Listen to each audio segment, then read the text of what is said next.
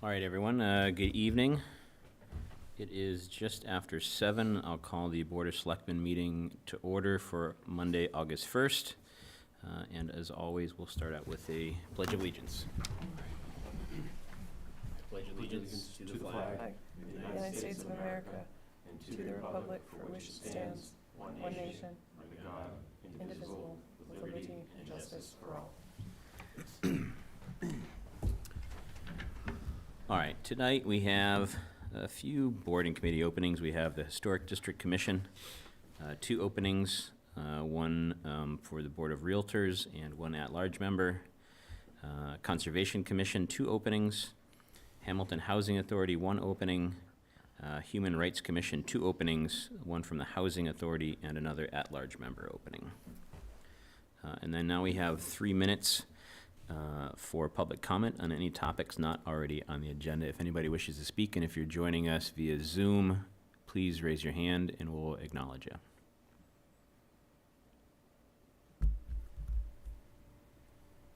All right. Select Board reports and Town Manager report. Let's start with Tom. No report for me, thanks. All right, Bill? I'm all set too. All right. Caroline? I have a couple things. Awesome. A couple of updates from the Board of Health. So Dr. Jean Ramsey has joined the board in place of Chris Small. The board has also voted to rescind its order requiring the public health nurse to notify Hamilton EMS of the address of COVID-19 positive cases. So we're just reverting to pre-pandemic standards at this point. And Rachel Lee, our regional nurse, explained to the board members and staff the new training program modules that are required of all public health employees in the Commonwealth, including board members and staff. So that's it for the Board of Health. I also just wanted to remind folks that the Master Plan Steering Committee is alive and well and continuing the work. And their next meeting is Thursday, August 11th, and that is an open meeting, and the community is welcome to join those meetings at any time if they choose to. I believe that's all. All right, Jamie? I don't have anything tonight. Let's see, from me, I spoke to Chris Davis from Everest Wireless a week ago. It's in Joe's Town Manager report. We're kind of still on the, I hate to call it tentative, but I think it's fairly definite schedule for cell phone array installation by Verizon sometime in the next couple weeks through September. I think it takes them about a month is what they work into their schedule, so somewhere kind of mid-August to mid-September is what we're hoping for, fingers crossed. I also have met with I'm going to call him a consultant or a strategic planner, Rick Mitchell here tonight, and he and I have been kind of looking at being proactive with the Gordon Conwell property and negotiating with that future, as well as the Winthrop School site and downtown improvements. So we met with one planner so far, and he is definitely interested in it. Seemed excited by it. It was a good meeting. We have at least one more with another consultant before we kind of bring more stuff to the board and Gordon as well, and kind of see where it goes from there, trying to get ahead of it before it's in front of us. So other stuff, I can't think of at the moment, but that's kind of it. Any word on our pool closure update? I can give you that. The pool closure, so there was a burst pipe in the pool house over the weekend that flooded the pool house. So we did get plumbers in over the weekend. The repair has been made. They had to let all of the equipment dry out and, get air today. So that was the reason the pool remained closed today. They will be able to reopen hopefully tomorrow. We have identified that there is a part in the pump that is going to need to be replaced, but the plumber didn't have it in stock. He ordered it today. So hopefully it won't result in another closure. Hopefully the pump will run until we get the part, and then we can change it when the pool is closed, scheduled closed, Yeah. and then reopen. But that could be the only fly on the ointment would be if that part inside the pump goes. All right. Anything else from your report, Joe, you want to add? It's in the report will be out Friday, but I wanted the board to see it first, as always.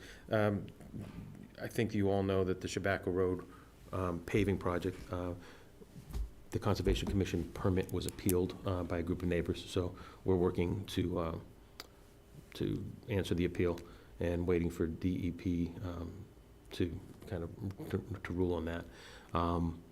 We had been very concerned about the timing of the funding because the town had bonded the money for this project 2 years ago. But in working with bond counsel, it appears that we're going to have to do some extra reporting if we don't start the project by August. But it appears that since we did not earn as much money in interest by having the money in the bank as we would have paid, so we didn't make money on having the bond. So we're going to have to do some financial reporting, but it will keep us from losing access to the funds. Okay. So good news. That's good if that project ever happens. Well, you know, it's one of those things that It's touch and go at the moment. it's a good project. It should happen. It just, you know, people want to have the questions answered properly, so we're working on that. So. All right, let's see, so, we have a department head report, from our wonderful town clerk, Corinne Kale. Hi, Corinne. Good evening, everyone. Thanks so much for this opportunity. Got several things election-related. It is a big election year, state election, midterm elections, and they've been made a little bit more complicated with the recent changes in the Votes Act. So I want to give you a brief overview of the changes in the election law that are now in place, overview of the dates and deadlines for this year's state primary and state election, and then present 4 election-related requirements, 2 from the Votes Act and 2 not related to the Votes Act that require your vote. And then, last but not least, we have the primary election warrant for all of you to sign. So the overview of the changes to the election laws. The end of June, the legislature passed and the governor signed it. I'll give you the very high-level changes, 5 that really pertain to us. The law makes early voting by mail permanent for all presidential primaries, state primaries, and state elections. And it also makes them permanent for local elections. We could opt out. I don't know that we ever would, but so vote by mail is definitely here to stay. Second, early voting in person is here to stay for state primaries and state elections. It's not required for local elections.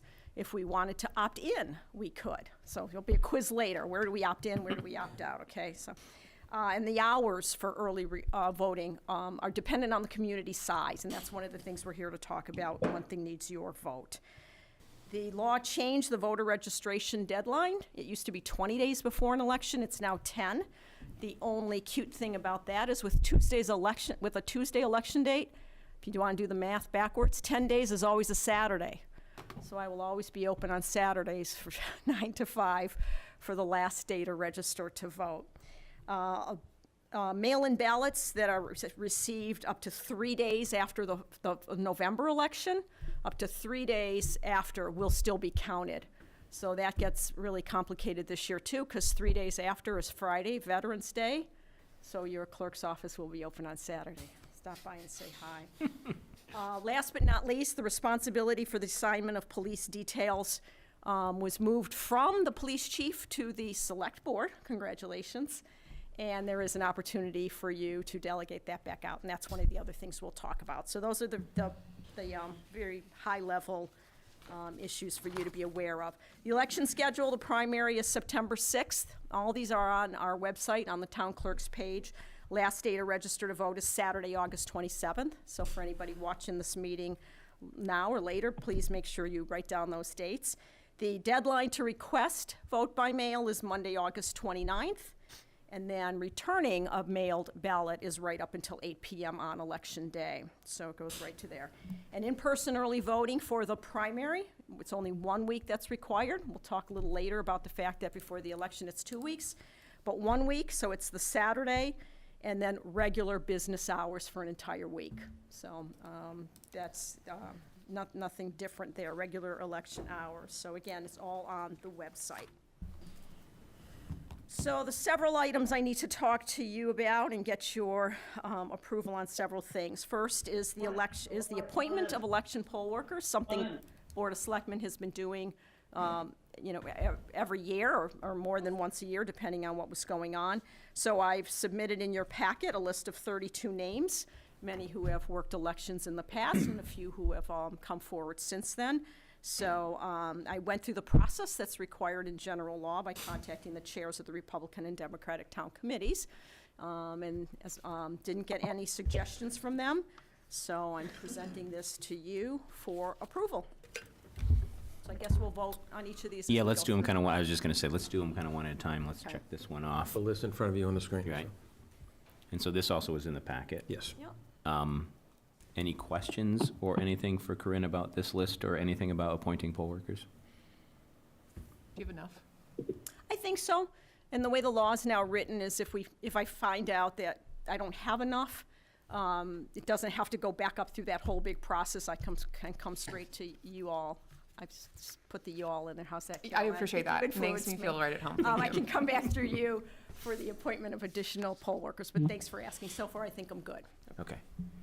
Anybody want to make a motion then, unless you have more questions? Just another question. Is there a requirement that they come from each party? Is that Yeah. correct? Yeah. Yeah, you try to divvy it up, Yeah. and we are very, very close to almost exact. In Hamilton, sorry, this note's facing sideways. We're about 21% registered Democrats, 12.6 Republican, and 65 unenrolled. And that's darn close to what this group of poll workers are. Great. Yeah, we're good. Any other questions on that?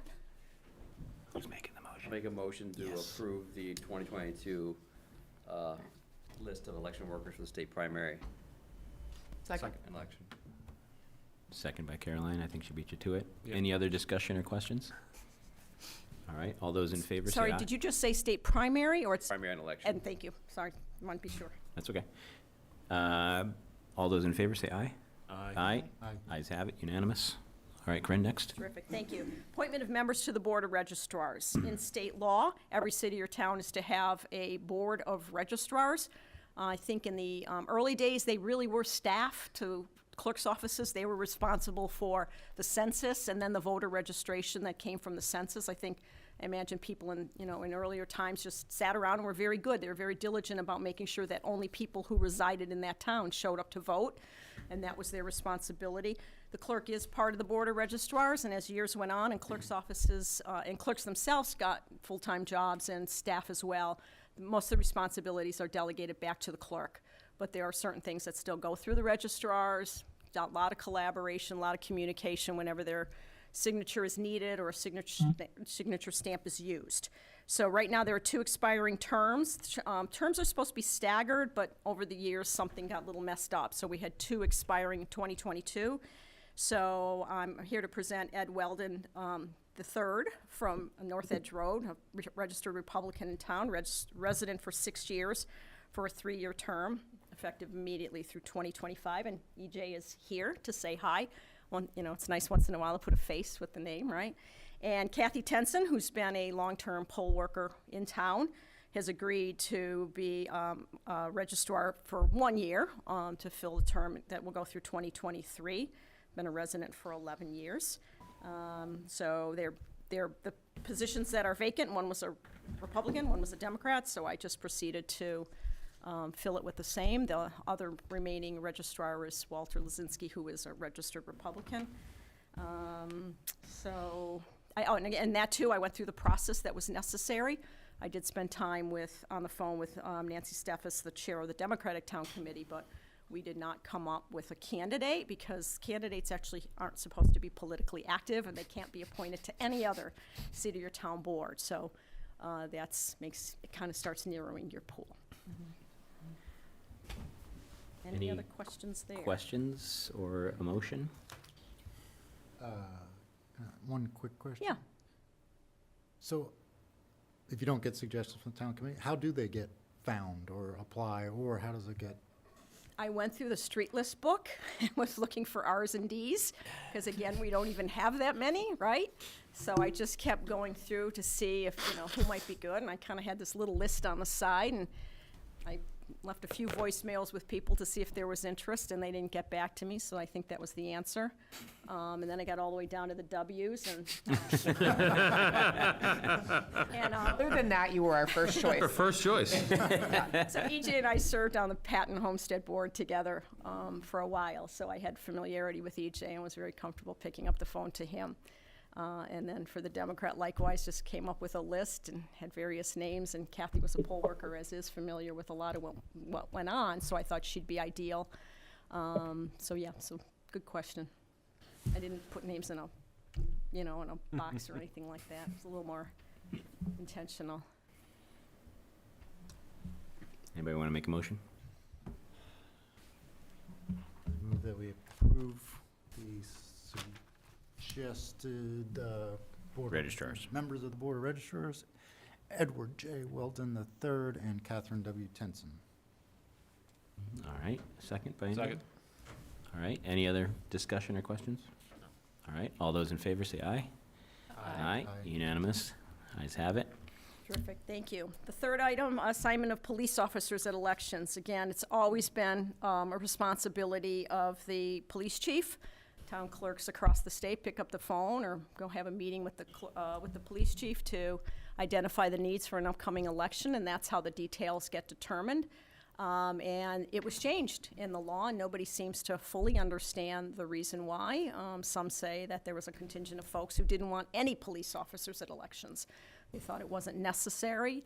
Others thought, given the times we're at, that it wouldn't be wise to back off of police details. So somehow the compromise was to let the select board weigh in on determining who was going to serve as the police detail for an election. You had in your packet the memo I sent to town council and his response back, who said that a select board absolutely has the authority to delegate it back out, not the legislative authority, but the administrative authority. And many cities and towns are doing just this. So I'm here to request that you delegate that responsibility back to the police chief. He's on board with it. We've spoken, obviously. And we'll proceed to do it the way it always has been done, and doesn't seem to present any problems. Any questions about that or disagreement with that? If not, I'll entertain another motion. I move that we approve assignment of police officers at election to the responsibility of the chief of police. Okay, second, anybody? Second. Give it to Tom this time. Any further discussion? All right, all those in favor say aye. Aye. Ayes have it. All right, moving right along. The next item is the hours for the first week of early voting in the fall. So again, for the primary, we have to do 1 week. It has to be regular business hours. In the fall, it's 2 weeks. The first week can be less than regular business hours. The second week must be regular business hours. First week, the requirement is dependent on the size of the town. And the law, towns between 0 and 4,999 voters only have to do at least 25% of regular business hours. But the next category is 5,000 to 39,999, and because we are 5,605, we fall into that category. So we have to do the first week of at least 50% of regular business hours. So given 40 hours is our week, it means 20 hours. So I played around with that to come up with kind of what would make some sense, and that's in your packet.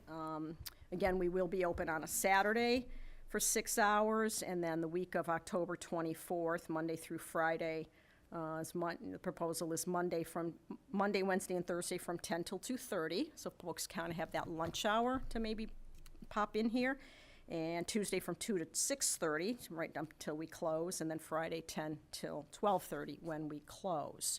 So that totals 20.5 hours. So that's my proposal and ask for the first week of early voting before the November 8th state election. All right, anybody want to make a motion to approve the November 8th state election early voting hours? So moved. Second by anybody? Second. Any discussion? What sort of volume do we typically get for early voting, and how is that met with staffing? So the volume last primary, where's my little note here? Because I knew somebody would ask. You can right? make it up. I'll nod. No. In 2020, and again, 2020 was COVID, so everything was so new and so different. It's kind of hard to know if that's going to really be the trend, right? Right. We'll find that out this year. So in the presidential election of 2020, we had 84% turnout overall, just over 5,000 people voted. And in-person early was 1,437, so about 28%. At the state primary, in-person early voting, which was only 1 week, was only 200 people. It was only 8.5%. So we had occupied this memorial room for that entire time, which I concluded was overkill, not really necessary.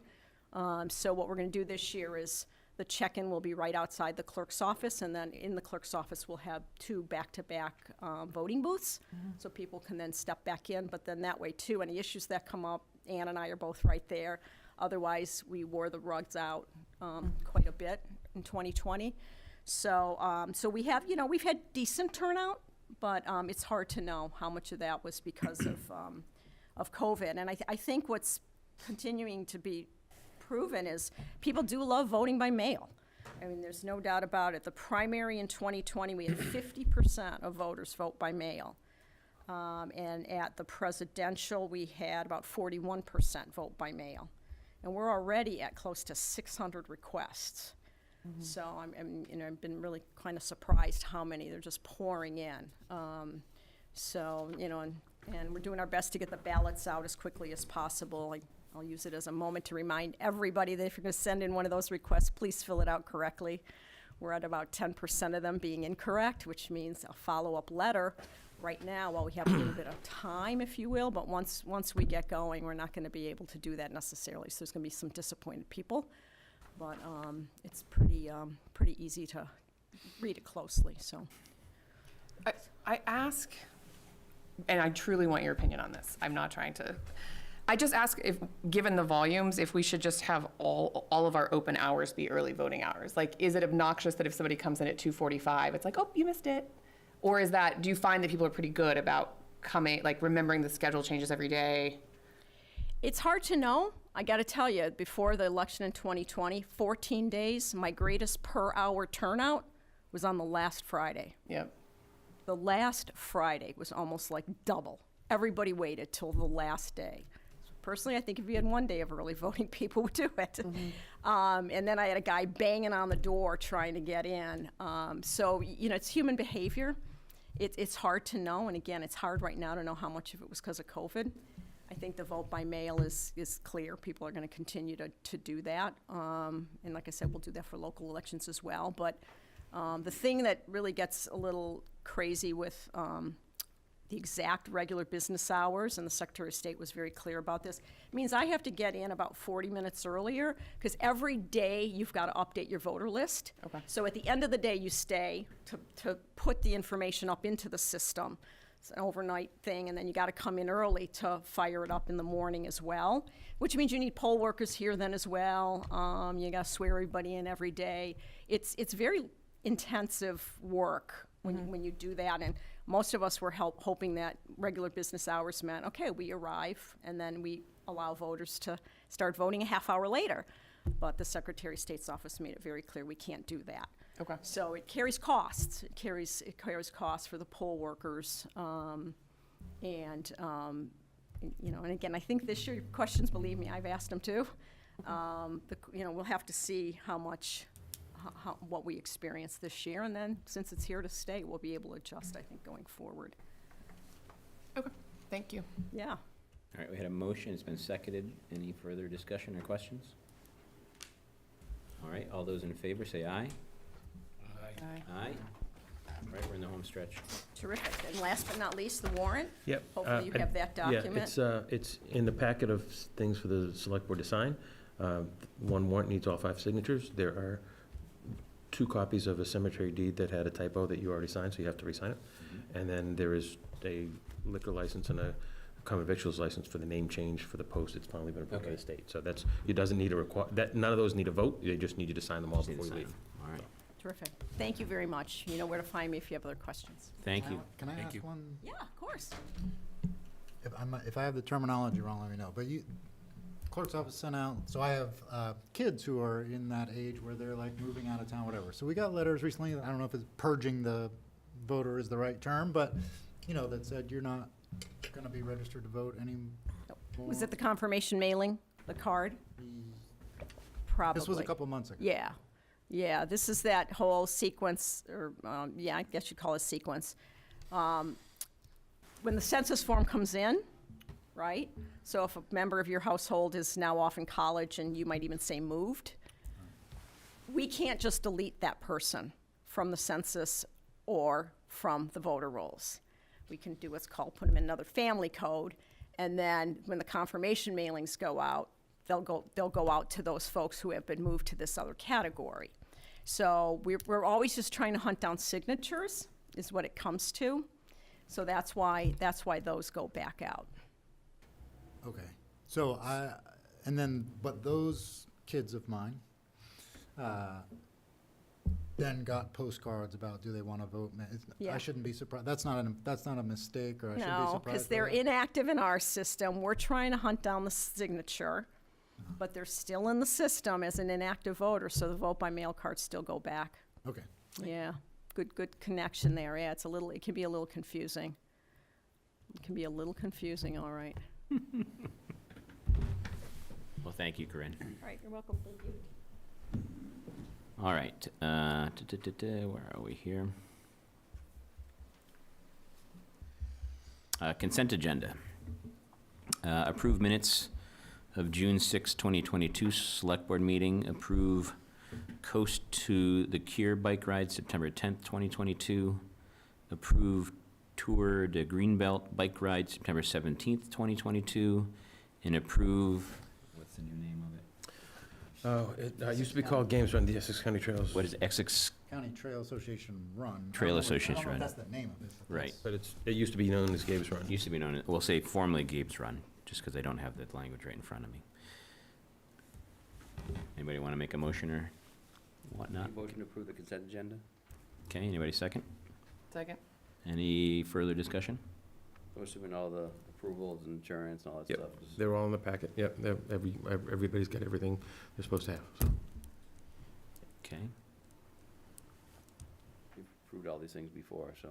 Yeah, we've done all these Yeah. before. They're so- all recurring at this point.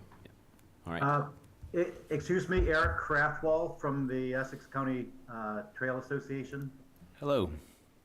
We have been contemplating adding another event into the Thanks for the Trails Run, which is what used to be Gabe's Run.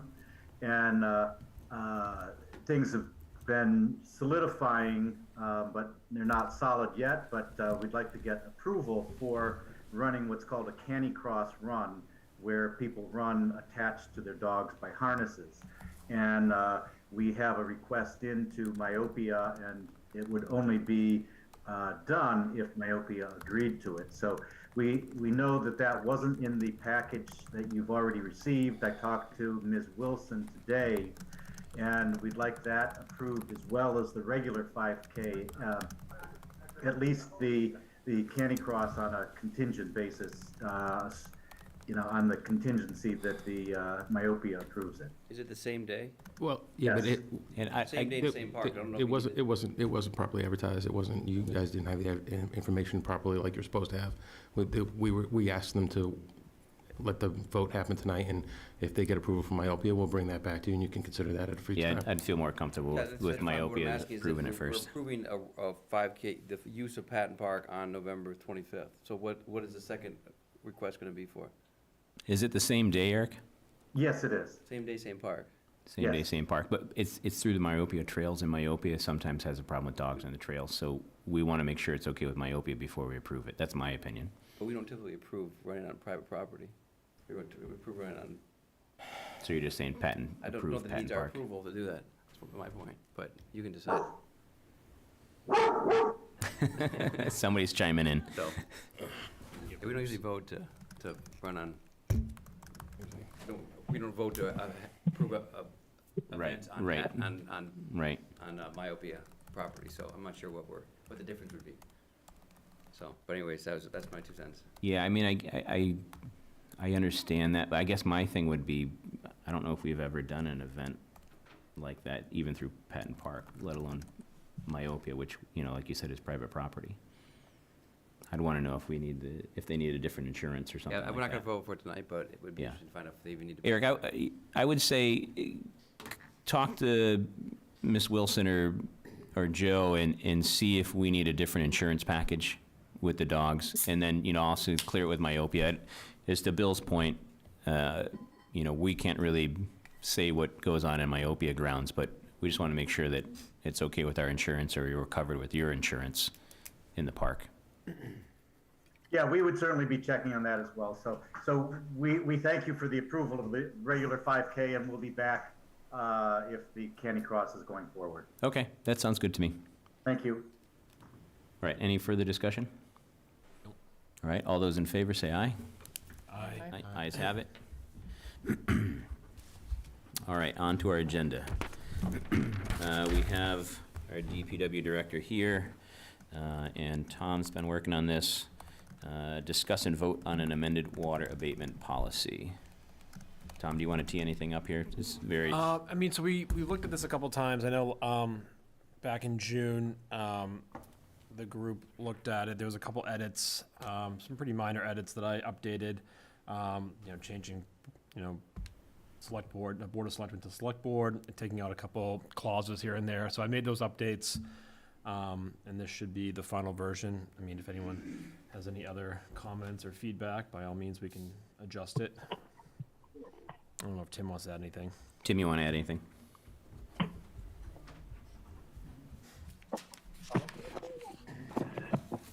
Tim Olson, DPW Director.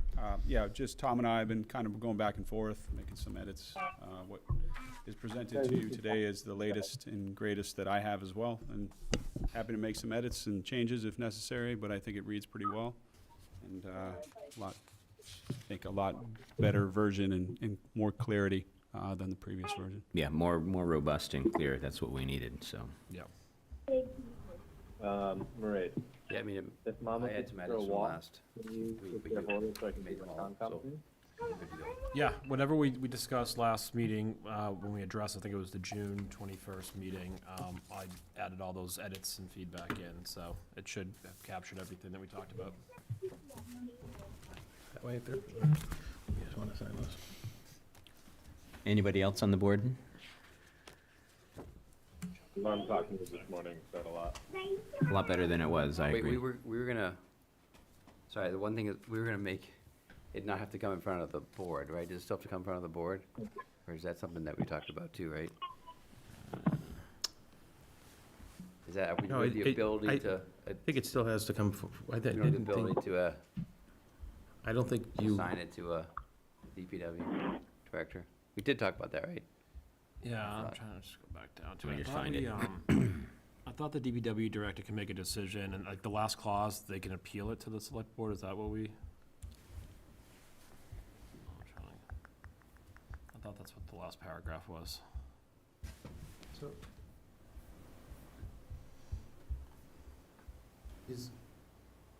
while you're looking at that, is, the way it is in the packet, is there, so that's the red line version, but then the one after that, is the one after that the cleaned up version? should be there, I meant to have two persons. You're talking about the one on page 33 of the packet? Is that the one, Jamie? Yeah, 30. No, it must be 30. Sorry, I don't have, I thought we had. anyway, anyway, I just noticed that in at least that cleaned up version, it does still say Board of Selectmen at least in one place. So, but I didn't. So there's a almost clean version, you're saying? Well, it's clean.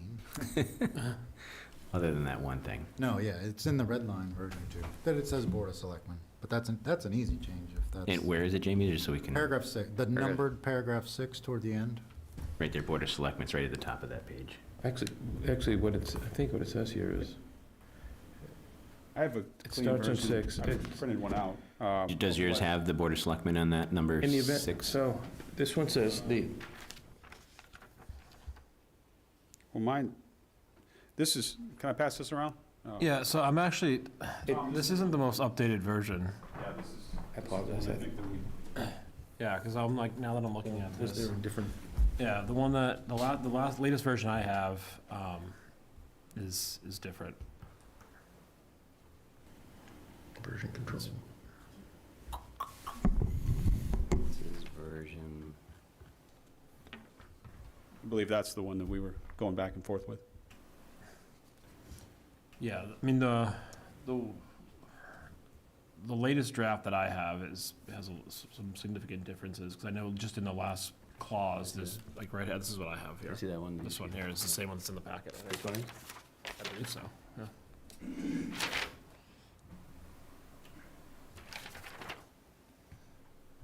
Yeah, this is different. Yeah. That's different than what we had in the packet.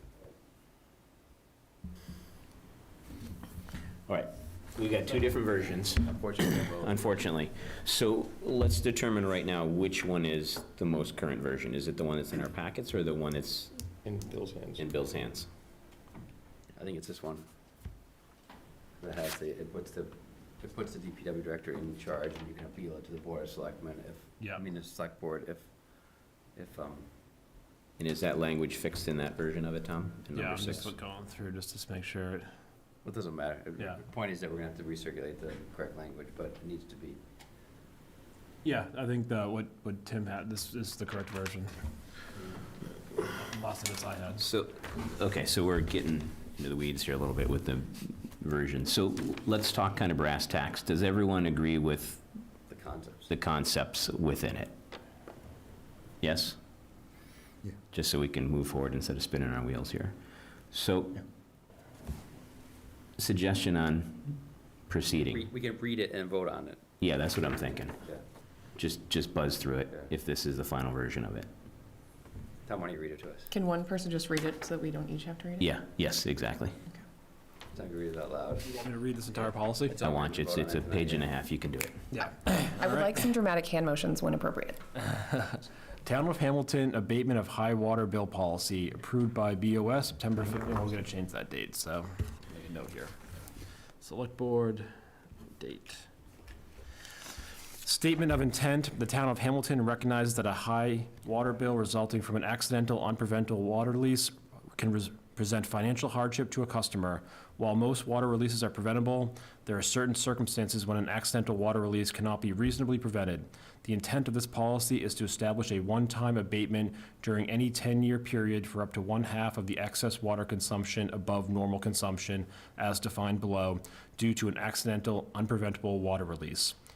Abatement determination procedure and conditions. 1.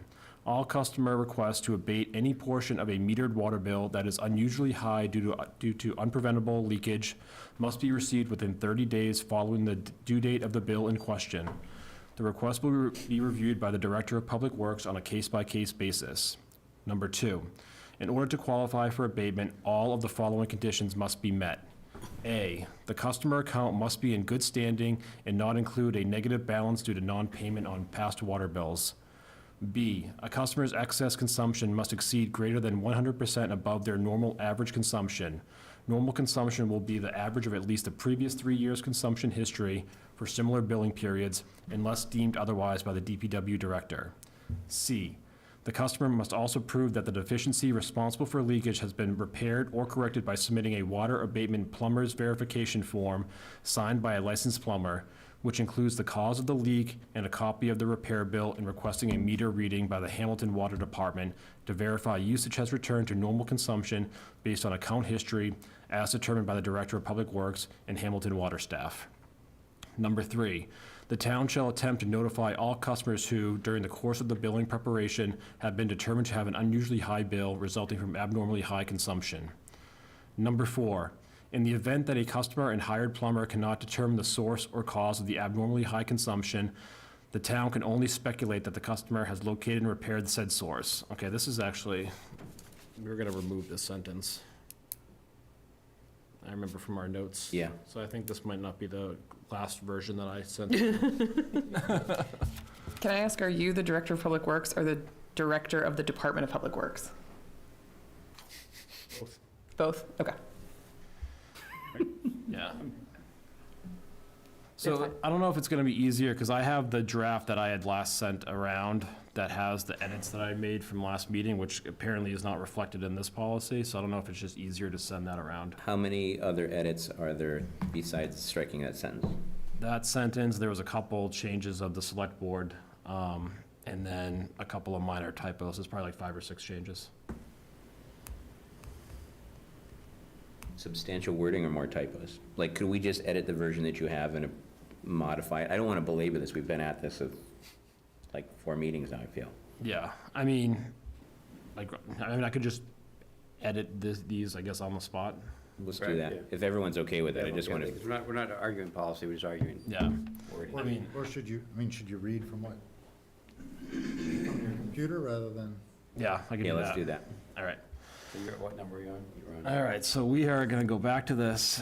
All right, so we'll go back to number 3 here. The town shall attempt to notify all customers who, during the course of the billing preparation, have been determined to have an unusually high bill resulting from abnormally high consumption. Number 4, if the customer questions the high initial actual meter reading, the town, at the owner's request, shall test the meter and make an adjustment to the bill if the meter is found to be over-recording. If the meter test reveals an accurate or under-recording meter, the customer shall be held responsible for the entire bill, including the cost of testing the meter. Number 5, in the event the source or cause of the abnormally high consumption is related to a leak due to customer negligence, such as the failure to maintain internal private plumbing fixtures in good repair and/or protect plumbing from freezing, the customer shall be held responsible for the entire bill. I was just looking at it. Number 6, abatements will only be considered due to accidental, unpreventable water release to household plumbing up to the home water spigot. Leaks due to outdoor usage, including but not limited to outdoor hoses, irrigation systems, etc., will not qualify for abatement. Number 7, the abatement calculation may consider compensation from any other sources, including insurance policy claims, etc. The customer may be required to submit a written statement from their homeowner's insurance policy, providing that what position, if any, of the leak is covered by insurance. Number 9, the town will not reimburse for any interest and late fees on the bills not paid, nor any bank interest that the customer would have earned during the abatement period. Number 10, the customer may choose to pay the water bill in question. If the abatement request is granted, a refund for the portion of the abated bill will be issued in the form of a check or credit on the water account. Number 11, abatement request reimbursement shall not exceed $500 unless otherwise authorized by the select board on a case-by-case basis. Number 12, in the event the customer is not satisfied with the decision rendered by the DPW director, the customer may appeal to the select board, who shall render the final decision on such request. Request for appeal must be submitted to the town manager within 30 days following the DPW director's final decision. And number 13, the town reserves the right to modify or eliminate this policy as provided by law. Wonderful.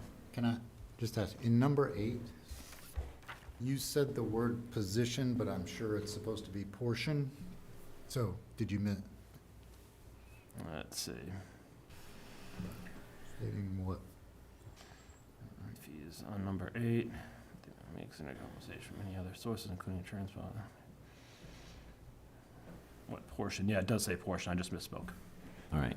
So I would entertain a motion to approve the water abatement policy as read with the correction, As read and amended. as read and amended. So moved. Second by anybody? Second? Second by Jamie. Any other discussion? All right, all those in favor, say aye. Aye. Aye. We did it, folks. Y'all. Well done. All right, up next, we have Ms. Beaulieu with the Hamilton Environmental Impact Committee creation. Thank you, Tim. Yes, thank you. I would request that you read it to all of us. I just did a cross-reference to make sure it is the correct version. It is the correct version. So this has been a long time coming. I don't know if we have any folks on. I see Greg is on the phone with us. So this is probably the. Pardon? Bob Knowles here too. Oh, hi, Bob. Hi, Bob. I saw you at Whole Foods the other day. Didn't make eye contact. Sorry about that. That's okay. Yeah, I was in a hurry. So this is, I think, the second or third version of this. We have come a long way from, as y'all might remember, having a regional committee to putting together a town committee. The three big things that we wanted to make sure were represented here were, one, the folding in of the compost and waste management, also the municipal, I'm gonna forget the name of the study. The vulnerability study. And then also more closely aligning with, for lack of a better term, the objectives or pillars of the Hamilton Wyndham CATS, to make sure that we were focused really on that net zero carbon goal by 2040. I mean, I hadn't planned on a dramatic reading. I don't know if folks I have don't had a think you chance need to to read this unless you before. think, if the version in the packet is the version that you It is- want to present it to us. is the version in the I won't make you packet. do a dramatic reading of it. One Then we thing- can just blame Tom for our long meeting. Well, keeping in the theme of blaming Tom, Tom had some great comments that he had sent to me on the side that were not incorporated. One of which being that currently we have that the select board member is a voting member as opposed to a liaison. It might be better if we change that to a liaison role just to give I would agree with that. them more autonomy. And then staggering. Staggering the term. I think we did stagger the terms though. I think I did go back and. Yeah, there's see. 3 members for a 2-year term, 2 members for a 1-year term, 5 members who are 2 years. So it's 2-year. Yeah, it looks like a staggered Yeah, term. the terms for the Yep. residential members, not the staff members. Right. Well, I only had one question on one word. Please. So the concept of this was an advisory committee, right? I just had an issue within this. The primary responsibilities of the committee are to, second bullet, third word, develop and execute. I thought the job was to develop. It's our job to execute. So I'm just confused by maybe- that word. Present. We don't want them executing the plan, we want them to advise on the plan, and then the town will execute through there. I don't know, that's my only No, wordsmithing that I had a problem with. I appreciate that. I do wonder, like, it's maybe execute is too far, but it also is like coordinate or like Promote? Maybe promote. I'm trying to, like, what is the word that we're looking for? Because we do want folks to be, Well, you're executing a strategic plan. The right? development of a plan, but not the Development plan. of a plan. okay. Develop and We very clearly in town meeting said this wasn't. an advisory, to- right? To actually implement the plan, we're going to create the plan. Implementation will be a different time, so. Develop and promote. a What about strategic just plan. get rid of and execute? Develop a Develop a strategic strategic- plan. Okay. What do you think? I'm fine with that, but I just want to make sure that's the intent and I'm understanding it correctly.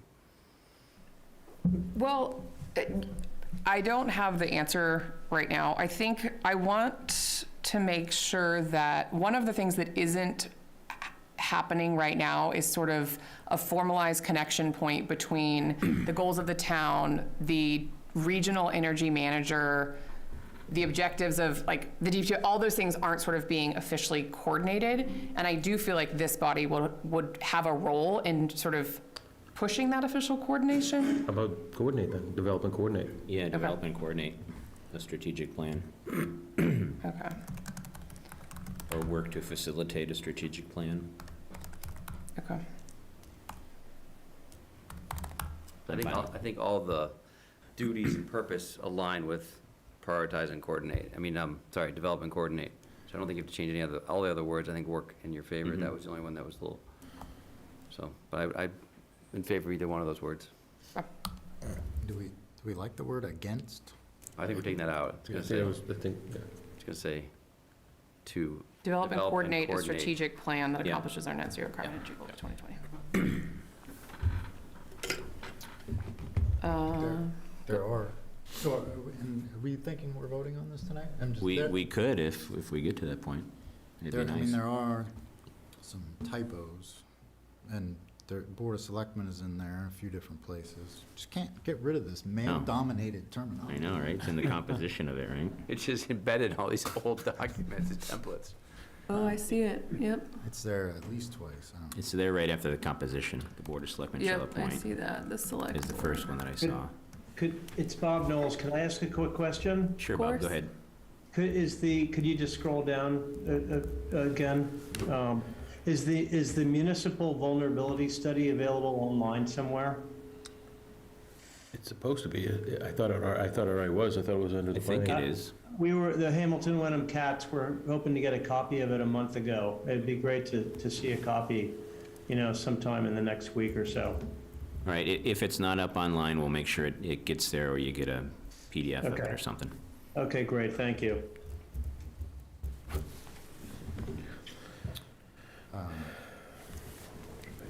So the other, in the Did you have another one? composition, there's, At the end of the composition one, there's another Board of Selectmen. Yep. Yeah, composition and committee and term. There's Yeah. Board of Selectmen. and in the third sentence under composition, I think it's supposed to say one voting member, it says on voting Yeah, member. yeah. Yeah, I And think then we're shall gonna, be a, not as. yep, and I think we're gonna take that out Yeah, because, so we're changing that. yeah, Liaison. so one, but again, I think we take that out altogether, right? Because there's gonna be 5 folks and then there'll be a select board liaison. Yeah. Yep, okay. Yeah. Right. Everybody's fine with that? Yeah. Okay.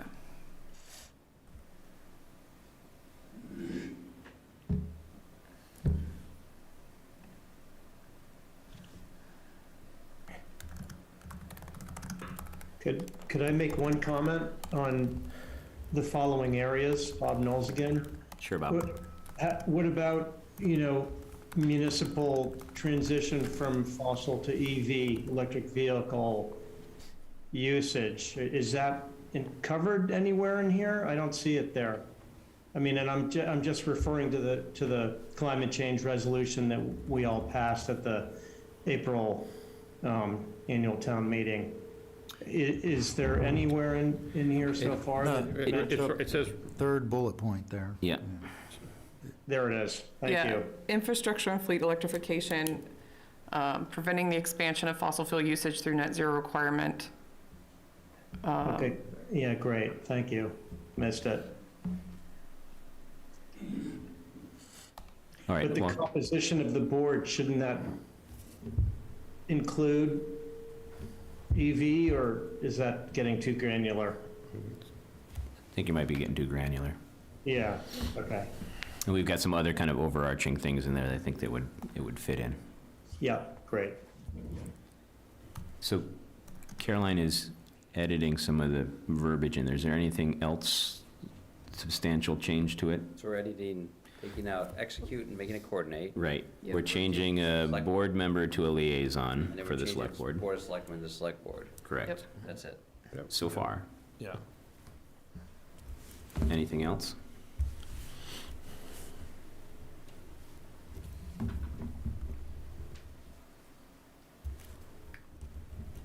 Anything from you, Jamie? No? No. Bill or Tom? That was the only I had. All right. Caroline, you're just kind of working on the edits there? I've completed the edits. All right, let's move on. Let's, do we want to vote on it tonight? Yes. Good answer. Do you want to make a motion? Make a motion to a vote on the, To approve. read the top of it, sorry. The Environmental Impact Committee Charter as read and amended tonight with 3 changes being, first section, changing execute to coordinate, changing all Board of Selectmen references to select board, and to change the makeup of the committee to include 5 at large and 1 select board liaison. All right. And did you say vote on or vote to approve?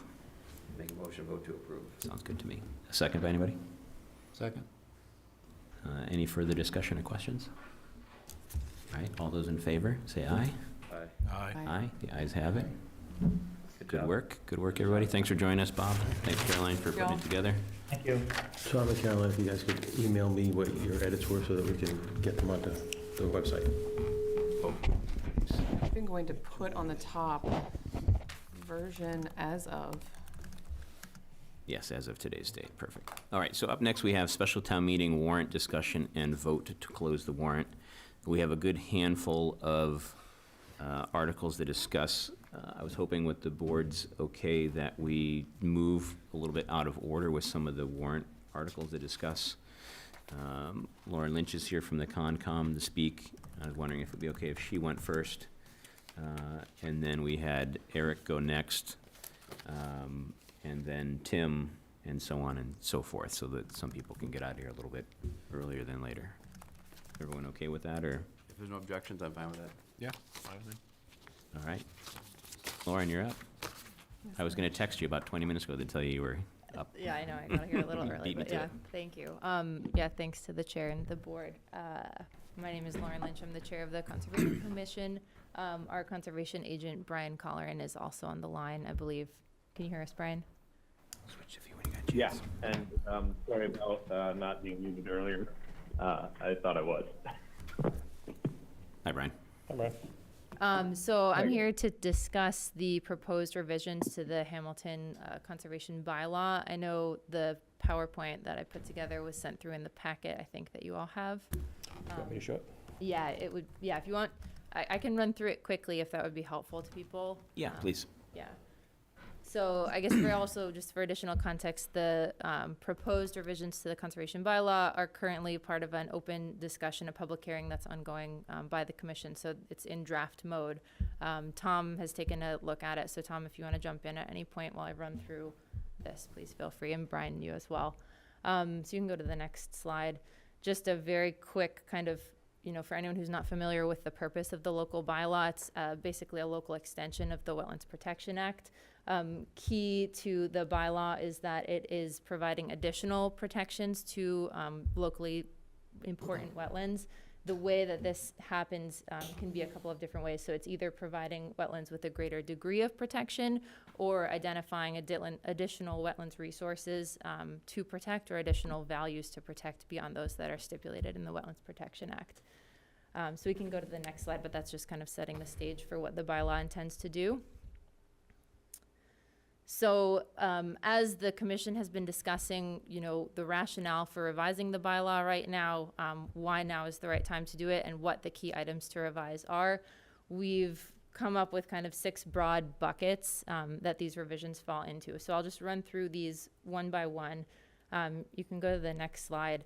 The kind of first and one of the really key reasons for revising the bylaw right now is that town council has recommended it. So they reached out in, I think, Brian, was it February? It was towards sounds right. Yeah, it was towards the beginning of this year. Just to underscore that the current bylaw that we have is not fully connecting with the regulations that we have, and it's really important that all of the items that are referenced in the regulations have very explicit call-outs in the bylaw. So in a very simple sense, the bylaw describes what to protect, and the regs describe how to protect them. If we have regs that are articulating things that aren't referenced or defined in the bylaw, we have an issue there. So you can go to the next slide. So the new bylaw that we have developed makes sure that all of these linkages are very clear. For example, it's a little confusing. The current bylaw, which I'm calling the old bylaw, doesn't actually define specific areas subject to additional protection, like what we call the AURA, the Associated Uplands Resource Area. So we bring the definition of those resource areas into the bylaw in a very clear way. So I think it's a small change, but it's a really critical one. The next big change in the bylaw is really structural. So the MACC, the Massachusetts Association of Conservation Commissions, has a model bylaw, just a template that they provide to all of the state's conservation commissions, outlining the various sections, information that should be included in the bylaw. Our current bylaw has some of those pieces, but doesn't have all of them. It's not structured in a way that's particularly easy to read. I don't know how many of you have looked at the current bylaw recently. I mean, it's short, it's 3 pages, but it has no section differentiation. It's in all capitals. It feels a little bit not so user-friendly. So if you go to the next slide, you can just see at a glance just the organization of the new bylaw. I think is a lot easier for people, for ourselves and for applicants to understand. So we've just got a lot of section headers. It breaks it up into a lot smaller pieces. And make sure that we are covering all of the material that the MACC suggests be covered in a bylaw. We can go to the next one. So another key thing, and I'll get to this in the last item, but our bylaw is pretty old. I think, Tom, you had said it was maybe 2006 was the last update we thought. I know the regs were updated in 2018, but the bylaw itself is really old. And so I think, science has come a long way since then. And so we think there are some important elements to include in the bylaw. I think these align with what we were just talking about with regard to just calling out, the relevance of climate change in our decision making. So some of the ways that this plays out in the bylaw is that we do explicitly recognize additional resource area values. So the values that wetlands provide when it comes to carbon sequestration, aquifer recharge, discharge, ecosystem services like air and water filtration, wildlife habitat, et cetera. And we also very explicitly call out the importance of considering both kind of the impacts that climate change can have on a project and the impacts that a project can have on climate change as a part of the whole project review process. So I think this is important. And if you go to the next slide, it's just, I thought this was an interesting graphic that Brian shared. I think when we think about carbon sequestration, carbon stores, we think a lot about forests, tropical forests especially.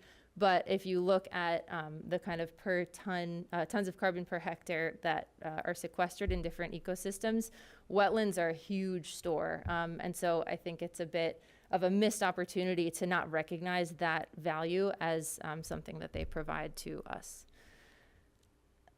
You can go to you can take a look at it and then go to the next slide.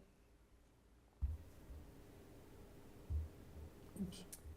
Accident, sorry. Yeah, go up a little bit more. And then up one more. Yeah, just up a little bit further. So we wanted to clarify and strengthen the concept of buffer zone protection. So in the current bylaw, there's actually no mention of this term aura that I mentioned before, which is referred to in the regulations, but the idea is that it's generally this 100-foot buffer around vernal pools and wetlands and a few other kind of key resource types. And there's not a lot of clarity, as I mentioned, in the bylaw itself, and so we've included definitions within the bylaw and then kind of delineated more within this broad concept of aura what exactly it is. It wasn't clear to me or other members of the commission if the intention was for the aura to be a resource area or a buffer, and the kind of ability to protect those two different types of resources are different. So we wanted to make that a lot clearer in the new bylaw. So if you go to the next page, I've kind of highlighted at a high level, and I know it's a lot of text, these three different kind of subsets of this regulated buffer. So around wetlands, there's a 100-foot regulated buffer that is, frankly, it's no different, spatially from what exists now, but we are upgrading it to be considered a resource area itself, recognizing the inherent values that that 100-foot radius area provides. For vernal pools, we have actually expanded this area to a 200-foot rather than a 100-foot buffer, and we can talk about the reasons for that after the fact, but I think recognizing the importance that vernal pools play for habitat for critical species. And then for this 200-foot riverfront regulated buffer, this is something that comes out of the WPA, and importantly, all of these, with the exception of the vernal pool regulated buffer, are spelled out in the WPA. So again, it's not like an expansion of the commission's jurisdiction, it's just a redefinition of these buffer zones as resource areas. And we can talk about that because I see like maybe uncertainty on what that means. Then I think a key part here, projects kind of differentiating how we would treat projects on developed or undeveloped land. The crux of this is to encourage smart growth. So really to create less barriers for developing already developed land and to create kind of not disincentives, but more requirements for impact mitigation for developing on pristine ecosystems that are untouched. And I think that aligns with a lot of the feedback that we've heard from members of the community during our meetings to ensure that we are protecting the most critical resources that we have in town. And if you go to the next page, we get into a little bit more detail on this. I won't dig into this now, but if you have questions, please let me know. This is also spelled out in even greater detail in the bylaw itself, obviously. Maybe it's worth like pausing here for a second if you do want to take a look or ask any questions. Or Brian, if you want to jump in if I've missed anything so far. Well, while they're reading, I'll just get to what you said. You're seeing some confusion about buffers and resource areas and all that. Yeah, so a lot of the renaming of aura to regulated buffer has to do with sort of this confusion, about what a buffer zone is and regulating it. And we're just trying to the layperson, if you will, to the homeowner coming with this process blind, as opposed to the professional consultant who it doesn't matter what we call it, they'll be fine. That this is going to be a regulated area.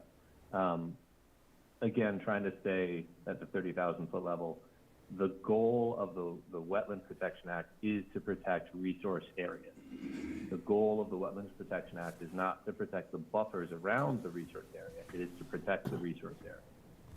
And so the buffer, you are supposed to be reviewing projects in that space with an eye toward the resource area.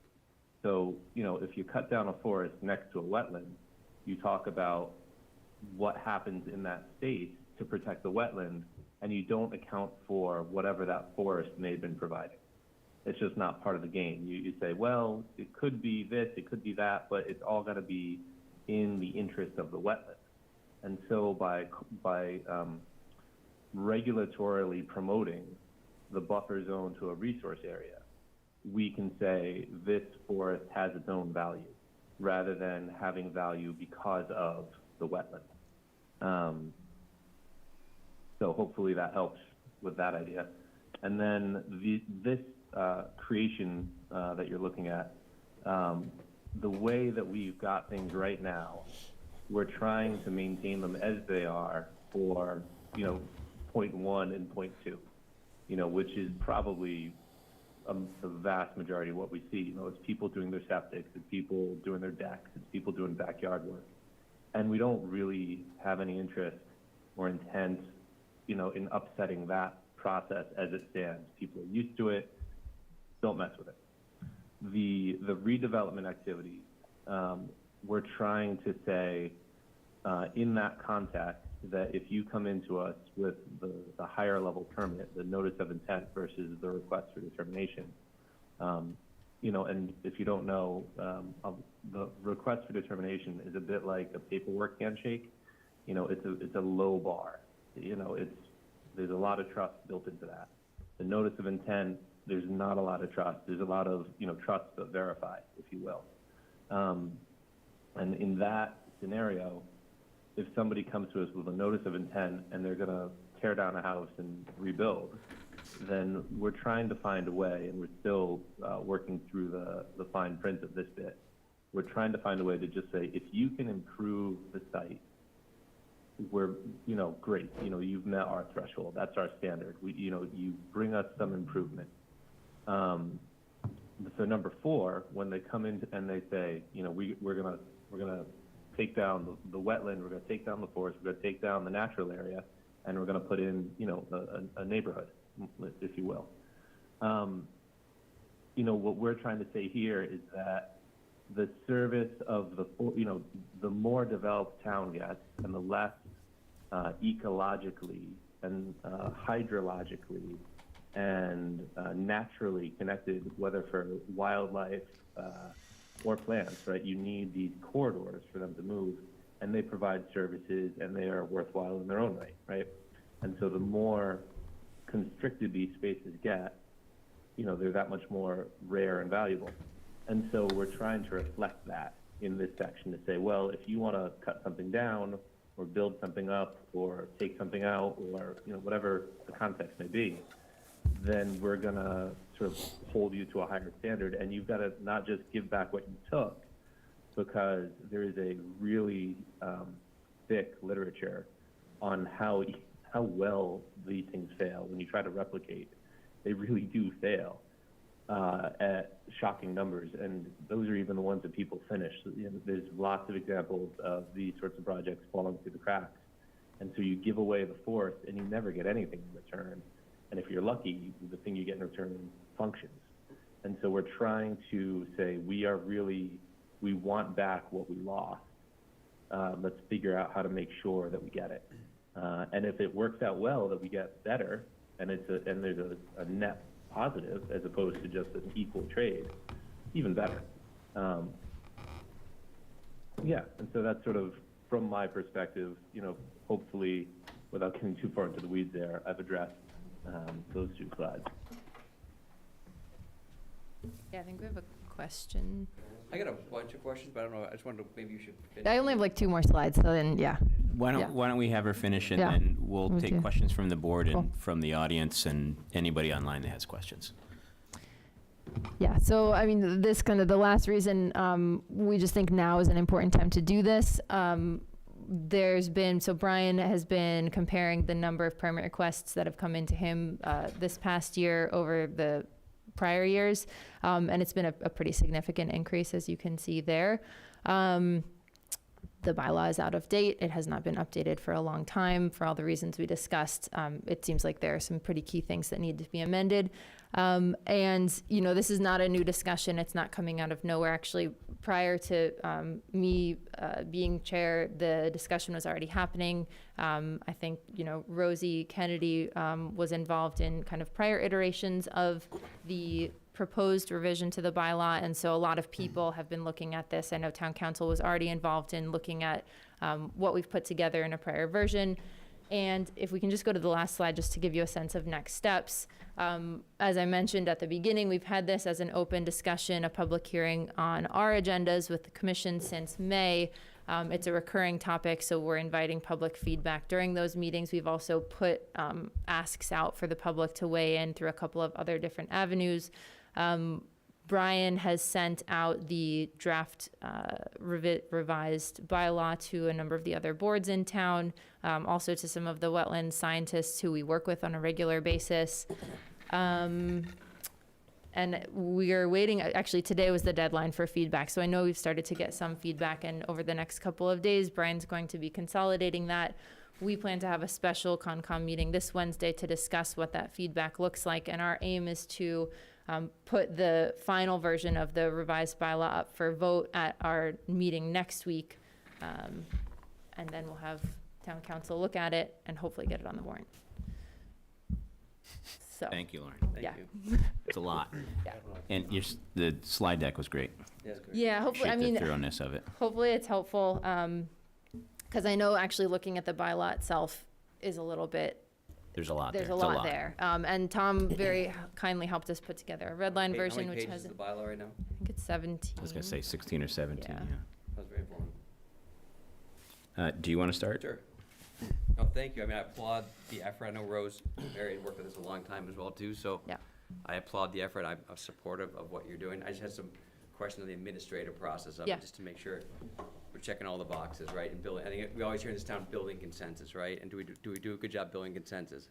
So I mean, for example, Rick Mitchell and I, planning board years ago, rewrote the zoning bylaws, right? And we did it in 2 steps. The first step was we just modernized it, right? The first year, we just modernized it, just reorganized it, typos, spelling errors, legal updates, right? And then the second year is when we made the changes, right? Yeah.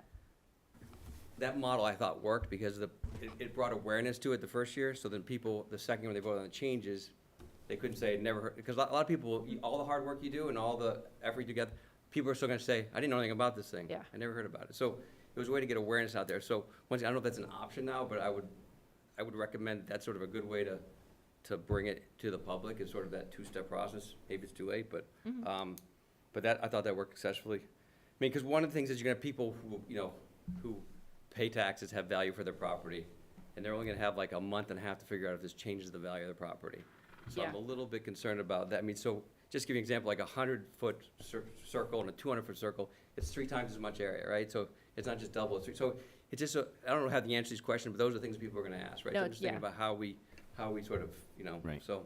It's a good question. I mean, I can very briefly, I've run some like GIS analysis to answer that, to just try and see, okay, how many tax parcels are affected, how many new people would be affected. I I have it on my computer. I can send it through to you guys in a packet. I mean, you could, there's actually only 2 parcels, and Brian, we should talk about this just to get a second set of eyes on it, but there's only like 2 people literally who would be affected by the change for the 100 to 200 vernal pool. Good, right, that's good to know, right? Yeah, and I think one other key thing to highlight is, you know, the 4 categories that we talked about from least to most mitigation requirements. So 80% of it's 919 parcels that I saw, tax parcels are kind of within the jurisdictional area of the Concom. Of those, 80% are within those first 3 categories. So it's really like very minor redevelopment. We're only talking about 20% of the parcels, so like 170, I think, being affected by that more substantive requirement for mitigation. And of those, like the vast majority are owned by the town of Hamilton, Essex County Greenbelt trustees, that sort of thing. Right there, But next door, adjacent. I hear like, I mean, I'm it took just me trying a to- while to explain that, and I don't know if people. On Fay Road, I think it's the Yeah. right thing to do. I just know what we hear, Yeah. we do things quickly. And so you're gonna get it out there in August. Yeah. People don't really pay attention until summer, so now it's September, school starts, and then there's gonna be a vote in October Yeah. on what they're gonna think is substantive changes. So I'm just prepping the public for that and how we should strategize with it. So it's never been successful. Yeah, and just a in the thought on past, that, but- Bill, because I think it's a good point, but if Yeah. we can identify the particular parcels that are impacted, is it possible that we can, you know, do I a have the mailing names direct? of people, yeah. I don't know if you can do that. You actually. can, You can? yeah, because Okay. don't know if you can make I that just public downloaded, it's information. public information, I It's all public. downloaded, Yeah, I and mean, it if it's just like public, I gives mean, you the it's IDs. GIS map, This right? is all It's Yeah. like information. If we just do like a Yeah. mailing that says like, there's a bylaw change and, you know, Yeah. this is, you know, you can find the information here on the website and give them the link to the Concom website or whatever it may be, and say your parcel may be impacted. I mean, it might be worth notifying everyone, get a little bit Right, more. and I think that goes a long way with that kind of, to Bill's point, the kind of public vetting of it. Yeah, Because, you know, you've been having all these hearings in your meetings. How many people show up to your meetings? not a lot. Not a Yeah. lot, right? So, you know, you're impacting 7,000 people. Yeah. Basically at a town meeting and for a change. So reaching out to some of those folks that would be affected would be really good to build some consensus and have them Yeah. have their opinions voiced about it. That's Yeah, a I mean, great I've been idea. on some of those meetings, and like, I know we've been pushing it through like the Facebook page Yeah. and through like everything, but it seems like, yeah, you haven't gotten a ton of people involved, so I think that, yeah, reaching out directly and saying, hey, your parcel could be impacted by this change, it's worth looking. I think at. Bill's point is a good one too, of the way the planning board did it with the kind of, the legal fix Yeah, and the substantial changes, because like you said, it got people aware of it. And then you didn't kind of lose the whole process. yeah, Because if you come at it with everything, you're Yeah. gonna polarize people Yeah. on that probably change of the buffer zone, when the rest of it is probably substantial change that we need to do for legal stuff and just to keep up to date. You may get it voted down and lose right. that whole change and have to come back again to town meeting to clean up the legalese and et cetera, so Yeah. food for thought. Yeah, that's really helpful feedback, yeah, I appreciate it. Caroline or Jamie, any comments? No, I mean, I know that you guys have been working really hard on this, and I appreciate it. To Bill's point, I feel like we only get feedback on the high ends of the emotional spectrum. So the rumblings that I've heard about this that I would just sort of ask your opinion on, the first is people have called it staggeringly conservative. And the concern is that it severely limits the ability of our town to be flexible in the future of development, and it makes a decision on behalf of the town that in the midst of the processes we're doing for master plan steering and HDC and all this stuff, that suddenly this thing is like, we go from this big of an opportunity to like this big of an opportunity, and that feels like an overreach. And I've heard some of that feedback, and I just wonder, when you read your PowerPoint, it's not like I'm like, oh my God, that's so conservative and that's so much more. But that's the feedback I keep hearing, is like, it's such a conservative bylaw and it really limits the town. Like, what is your response to that? So you mean conservative in terms of it's conservationist? It's very conservationist. It's very conservationist, yeah. It sort of makes this hard and fast rule that like all of these things are off limits. Well, I mean, so, now let's cut in. Yeah. Before you comment, Yeah. I'll relate, but when we looked at Patton Estate, right, we had a hard time because we were gonna sort of redistrict the Patton Estate, and we ended up just doing a memorandum of understanding instead of changing the bylaw, because we wanted to be flexible in the future, right? Yeah. It was a town property, so why limit ourselves with our own, so that's sort of the Yeah. feedback. Like, why would we, if it's most of it's town property, you're agreeing, why would we limit ourselves to Why not would we go to flexible? this Yeah. super conservative place that Right. ties our hands because we've chosen to not And that's probably the most consistent feedback I've heard is people are like, it's crazy conservative.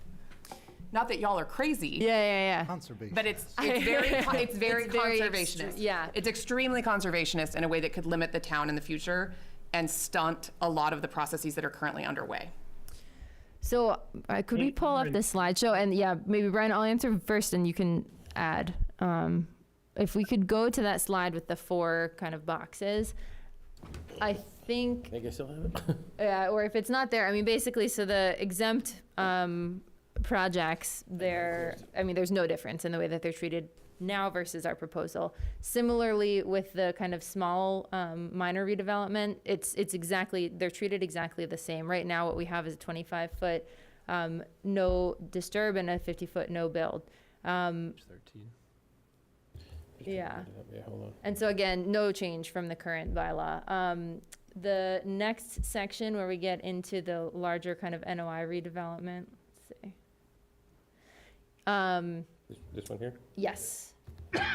I think there are more requirements with regard to restoration, but it's not at all saying that one can't build on certain properties. It's rather saying if the desire is to build, then a requirement is to kind of counter or offset the negative environmental impacts by doing restoration work, which I don't think actually limits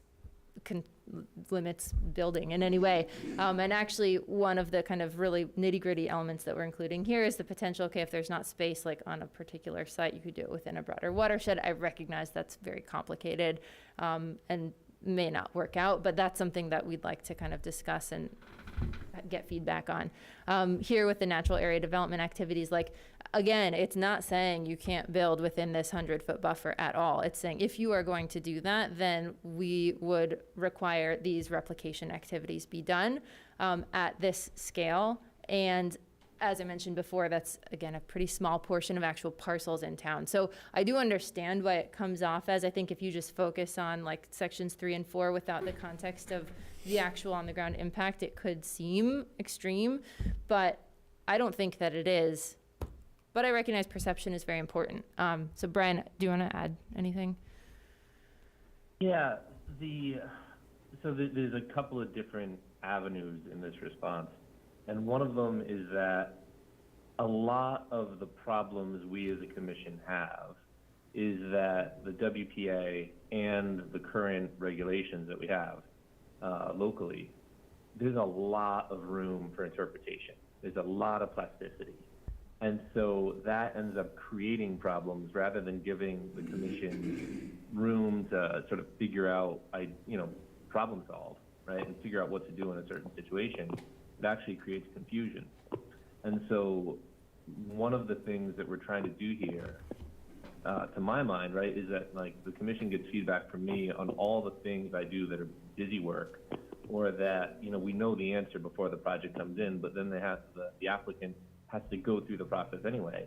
When we can sort of, when 95% of the answers are the same, we can front load that stuff into the bylaw or into the regulation and hopefully end up with regulatory clarity and a faster process on the one hand.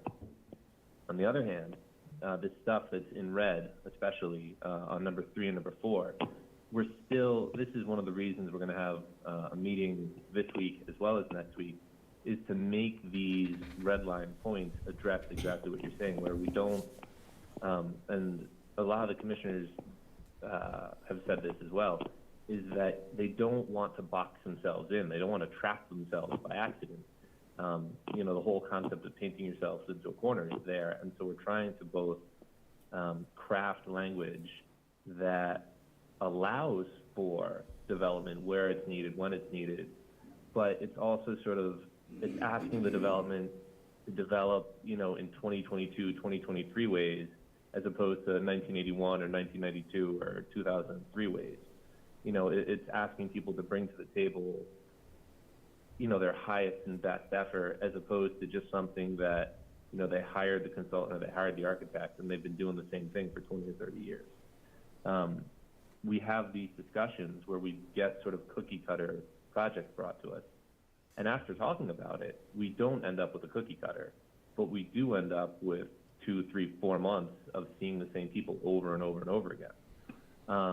And so, yeah, it does come off exactly the way you say, where it's overshooting, but it also is actually reflecting on the front end what the process usually looks like. And then the final part of that is that, the regulations really have a lot of this already in it. And so we're just hopefully, bringing the jurisdictional aspects. They're not really expanding. The vernal pool is an expansion. That is a conversation, by all means, absolutely. But nothing else is actually expanding. So it's to Lauren's point, I suppose, it's the visual. It looks like it's huge and conservative. And really, we're just sort of bringing out into the light things that people may not know already are going on. Thanks, Brian. Sean, are you accepting input from non-selectmen at this point? Hold on just one second, Mark. I want to see if anybody else on the board has any questions first. Yeah, Anybody else? Jamie? I'll make my comments, and I could make them a lot longer, but I'll keep them really brief.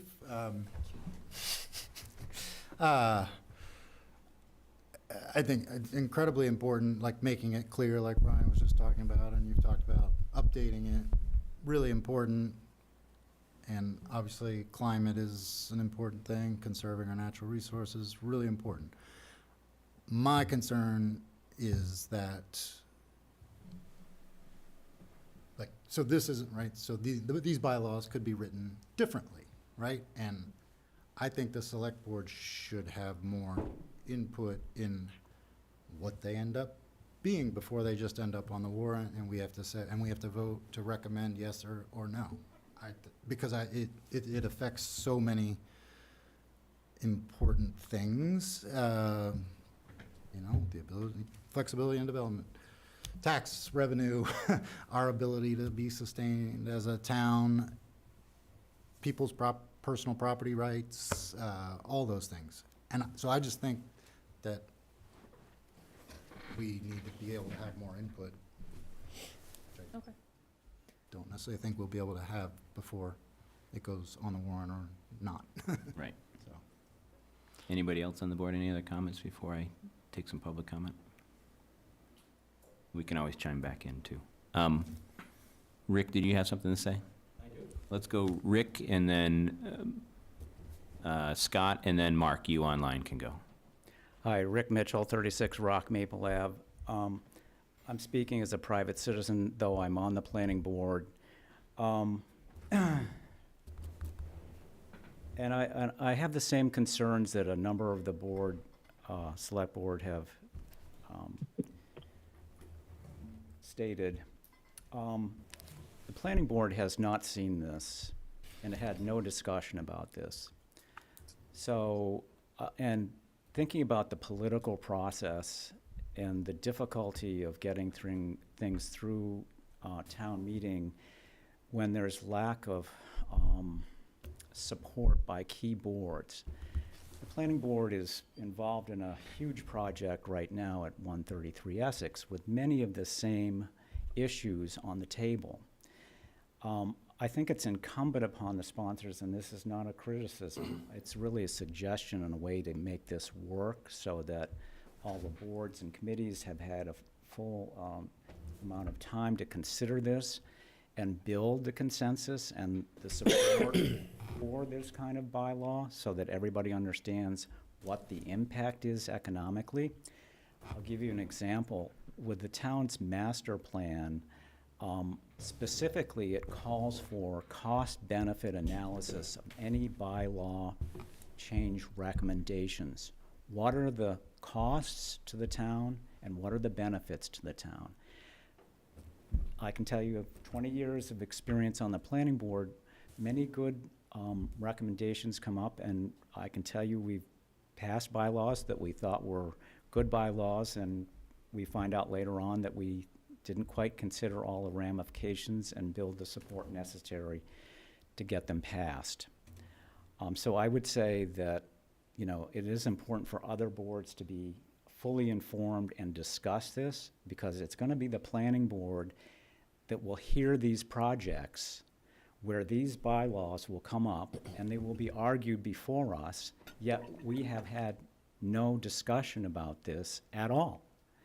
And I don't know how many properties may be excluded and what the tax benefit would be if development did occur on those or not. I just don't know. It's not a condemnation of this. I understand we want to protect what we have, but I think this is better wrapped into probably a longer discussion with other boards, especially the planning board, that has to really wrestle with the implication of this and how it's implemented, and also better maybe a discussion with the master, whether it fits within the master plan, so that there are a number of land use changes that come up. There might be economic development changes that come up. How do they all fit together in a cohesive, coordinated fashion? Those are in my comments. Thanks, Rick. Scott? Good evening. Scott Mattern, 12 Old Cart Road. Thanks for doing all the work. It's a lot, I know. Rewriting bylaws and protecting our vital resources is key. 2 suggestions maybe, if you're going to go to town meeting. Visuals are really helpful. Like, I know there's a component of the presentation, but a map, like this is now and this is new, like what's different, so that everybody goes, oh, there's my house or my property or whatever, they can relate to it. If we want to pull them up. I'm not asking to do that. You don't need to respond to my questions right now. I think visuals are way better than Article 3.2, 7, 15-to-1 ratio improvements or whatever you've got. The other is, I would recommend that you provide or solicit and then provide feedback from homeowners, like directly reach out to people.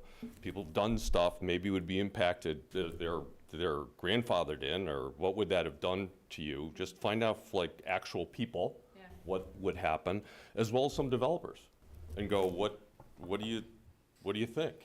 I remember a town meeting where somebody was very concerned about a vernal pool, and they held up an unfolding series of pictures, and there were crickets and all the things that we need to concern ourselves about. But those are, you're gonna run into that. And then lastly, I think, and most importantly for you all, in terms of practicality, I think Bill's got the best suggestion for you, because if you try and fail, it's years again before you get another bite at the apple. And people run out of gas, your own committee, and we don't want that to happen. We want you to be motivated and do good things for the town. Thanks, Scott. Thanks, Scott. And online we had Mark Johnson wanted to make a comment, I believe. Sure. Thanks, Scott. Thanks. You'll get it sooner or later, Mark. Sorry. I love the direction. We clearly have an older bylaw that is out of date in some steps. This seems to go very far in a direction which may be okay, but it has some editorials into it. Like, this is, it's a little bit in the definitions, but there are some paragraphs in here that are more lectures than bylaws. And I would recommend that you take all the Conservation Commission would, prefers this type of thing, to put in rules and regs, or to put in some overall statement that talks about the philosophy of the Conservation Commission, but actually keep only the things in the bylaw that will end up being litigated or being contested. The sharper the actual text is, and the clarity of the bylaw, it'll be easier for you to enforce it. It'll also be easier for people to understand how it applies to them. When you have the explanatory stuff in the actual bylaw, it masks what is it that they have to do. If they have an old growth tree, is it irrelevant? If they occasionally get excessive drainage issues, is it an issue? So I think moving more into the rules and regs, or into an overall document that's part of a package that someone gets. You're interested in our bylaws, here's the package of the rules and regs, here's the package of the bylaw, and here's our philosophy. That will help people. the idea is to help people do this. Looking at it, there are some changes that are going to be more expensive for an applicant now than they are under the existing bylaw. There's some more planning requirements, there are more issues where some engineering kicks in. You have to know a little bit about, rainfall, so your engineers or whoever's doing it's gonna have to, sort of say this, it's not a stormwater issue, it's not, there's some pieces that are a little bit burdensome, and that's not bad. We want people to do the right thing relative to the properties and their applications, and if their applications have been sketchy and without the detail you need, then demanding that detail is just fine. Just let's make sure that people understand the cost consequences of asking for that. There are a few steps here that on a first read seem to be bureaucratic steps A, B, and C, when it might be easier to do as just A. Just keep some of the steps simpler. The planning board did a lot of that by having pre-development meetings. They would say, under this bylaw, we want you to come in beforehand and have a pre-development meeting to talk about X. And I know you guys do that a little bit now, but if you did that more, then people would know before they even apply what the issues are. Getting the planning board inputs, I think, important. Zoning board, I'm not quite sure whether or not they're that involved, but they used to be really vocal on this type of bylaw, so I'm not quite sure if that's still in their purview. Bill, do you want to be vocal? No comment just yet. And my last piece is that this is relatively silent about coordinating with the development pattern that might already be in place with other boards. So, and that silence used to be used, I'm talking 10 years ago, not the current Conservation Commission at all, but it used to be used as a kludge by the Conservation Commission. They would say, we are not going to review anything until after it's already been passed, whatever other board was relevant. So someone would actually have to get a determination from a planning board. Then they would go to the Concom, and the Concom would then take it on. And if the Concom wanted to make a change, then the planning board had to go back and change your permits on the planning board. So being last in line on the permitting used to be used as an anti-development tool. I think nowadays it would be really helpful to have the boards coordinate up front. And you don't have to look very further than the developments that are happening on Bridge Street, where you want to have the Conservation Commission and Stormwater and Planning Board and Zoning, all those feedbacks need to be synchronized. Otherwise, the developers, which are themselves individual lots, will just find ways to sort of do things through the seams. So I would really encourage to find a way to synchronize with other boards. And if someone is in process for planning action, then make sure that your bylaw talks about synchronizing with that process. You don't have to agree to them, you don't have to give your permits, you still have all of your authority. Just synchronizing and playing at the same pace as everybody else is helpful. The rest of my stuff it looks like we'll have ability to have further comments down the line, so I'll get more specific comments on the way, but those are the big picture ones. And thank you for listening. Thank you, Mark. Any other comments or questions from the board or folks in the room, folks at home? All right, so kind of back to the genesis of this talk was we're talking about the warrant, even though we kind of went a little bit sideways here, but it's good to have all this information and input. So I guess our discussion is, do we include it in the warrant? Do we leave it as a placeholder? Do we take it off the warrant? What's the general consensus of the board? I guess I would ask another question, say, would they be willing to break into phase 1 and phase 2? Yeah, I mean, I think. Realistic to do that at this point? Yeah, totally back and forth, Lauren, if you could speak for the board or. Yeah, I mean, I think I appreciate all of the comments and feedback that we've gotten. I think this has been really helpful. As you all know, we haven't, we've been seeking feedback, haven't gotten a ton. Brian's actually started to collate some, but this conversation's been really useful. I mean, I do think that makes a lot of sense in light of various suggestions that have been made. As I mentioned, we have a meeting on Wednesday, so Brian and I will bring all of this feedback to the board on Wednesday to discuss.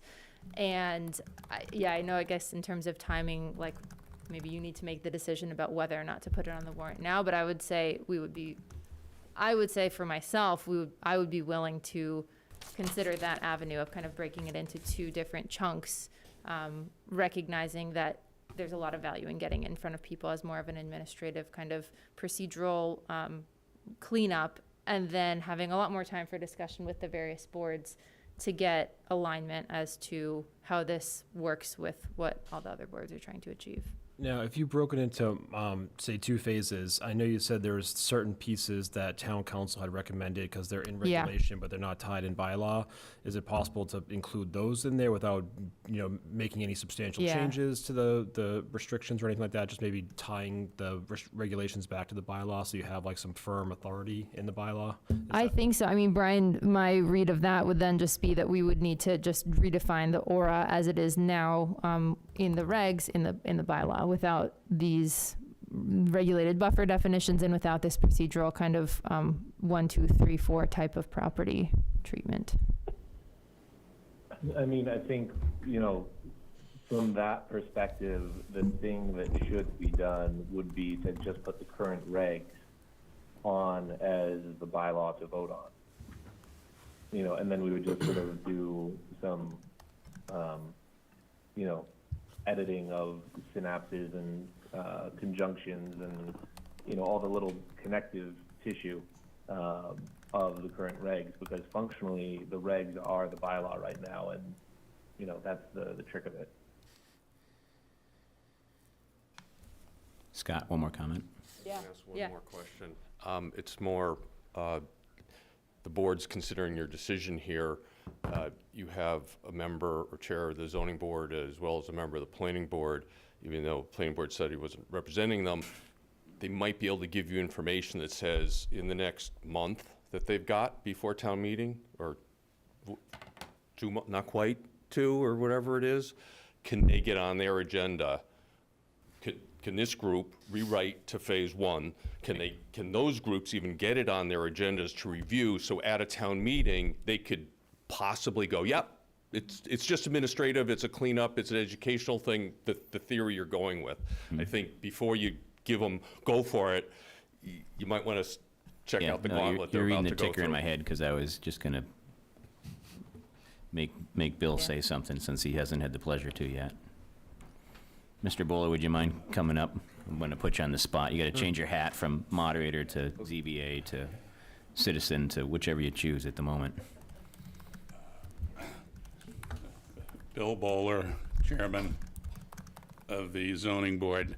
Yeah, the two, I agree with the two-step approach. I was involved in that because there was a committee that involved people from the Planning Board and the Zoning Board and others to do it. And that made some sense. It was still it was a lengthy process. The goal was to make the bylaw more user-friendly. Now, since I've been working with the old bylaw for 20 years, it's a little bit like when I see the changes of the exit signs on Route 128. But I think for most people, it has made a difference. It's much easier to find things, and it did still roll in. There have been changes in the law that I'm sure there have been in the conservation area that were made, and I think it was a good process and worthwhile. So, yeah, I think that the two-step process makes sense. Can I? Well, I was just gonna say, I know we are actually on the FinCom's meeting for tomorrow, and I admit I thought we had sent this to the other board, so I apologize if we didn't. Brian, can you speak to that at all, or had we gotten responses, or maybe we should just send it back out to everybody? I'm gonna punt on that one because. Yeah, fair, yeah. But I mean, I agree, we should definitely get it on everybody's discussions, if we have time. Yeah. Rick, if you want to speak, and then Jamie, I know you were going to say something, you can. Yeah, I just wanted, on the scheduling, we have probably going to be consumed through Yeah. early September with 133 Essex. Yeah. Yeah. Shocking. So we haven't even talked about this. Yeah, that's my kind of worry, is this was kind of rushed a little bit to begin with, and now that I feel this meeting is very informative for Lauren to kind of figure out the process. I've kind of been telling Tom a little bit on reaching out to the other boards and stuff in the background here, but I think we really need to have that happen before we can go ahead with it, whether it's phase one, phase two, whatever the iteration is. And I think we're speaking really because we've made this mistake already. Yeah. And we've had to Learn from experience.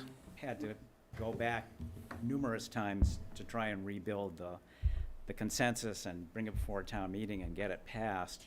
So I think it would be to the benefit of everybody, so that everybody knows what's going on, and with a common voice can come back and say yes, so the select board, has the confidence that all the other boards and the public has had time to weigh in and provide information.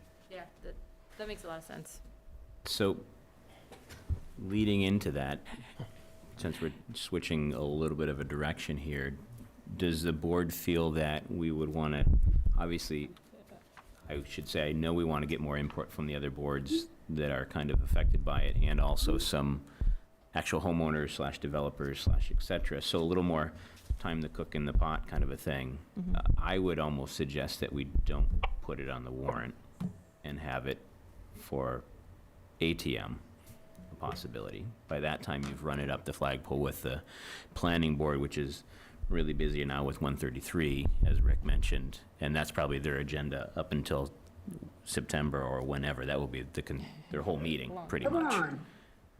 So, Right, I mean, I don't want it to, I think. Virginia has her hand raised. I want this to be a positive thing, right? Like this is- I don't Virginia want it to Clifton be has her like hand this- raised. We're not defeating it, right? We're trying to Yeah. promote- We want this thing to live. right, No, I we're not totally trying to understand crush that. it, we just want it to have some more kind of airtime, and I see Virginia's got her hand up. Virginia, do you want to add anything?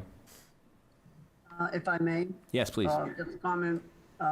This is strictly the bylaw we're going after at the moment, not the regulations would follow. And they'll be a lot easier to write once the bylaw is done. The other thing is that really all the work for this has fallen on our chairperson, excuse me, Lauren, okay, and our coordinator, Brian. The commission gets to feedback at each meeting, but most of the lion's share of the work has been done from the creation of the wording to the process of what flows. And I do really a lot of credit for that.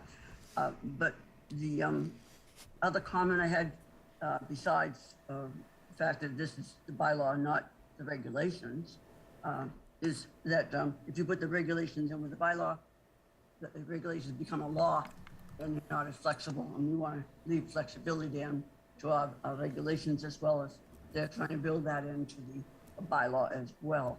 The other comment is that just a moment. Guess what? I had a senior moment. I can't think what. That's all right, Virginia.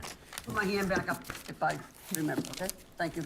Thank you, Virginia. So, yeah, we don't want to discourage you, because you've done so much work, and it's been good work. We all kind of agree that it needs to be updated, but it's kind of the optics of getting a bigger vetted process or more input, I think, is what we're looking for. And I don't want to discourage you by taking it off the warrant, but I think that's my thought anyway, just because I don't want to rush it. Yeah. We've been burned a lot, and Rick and planning board can talk ad nauseum about when we've tried to get something through, and it just doesn't have enough airtime. And it's tough because I know you're at your meetings and there's only a select group of people that are paying attention to that, but we need to kind of get more people paying attention. That's involving the planning board, ZBA, and that's going to help broaden your range, and that homeowner input, the developer input's really going to help. FinCom will help you tomorrow crunch some numbers on what it affects with development and stuff like that, so. Yeah. Don't Okay. I would suggest, just for like optics is placeholder, and then table it, but at least you announce it.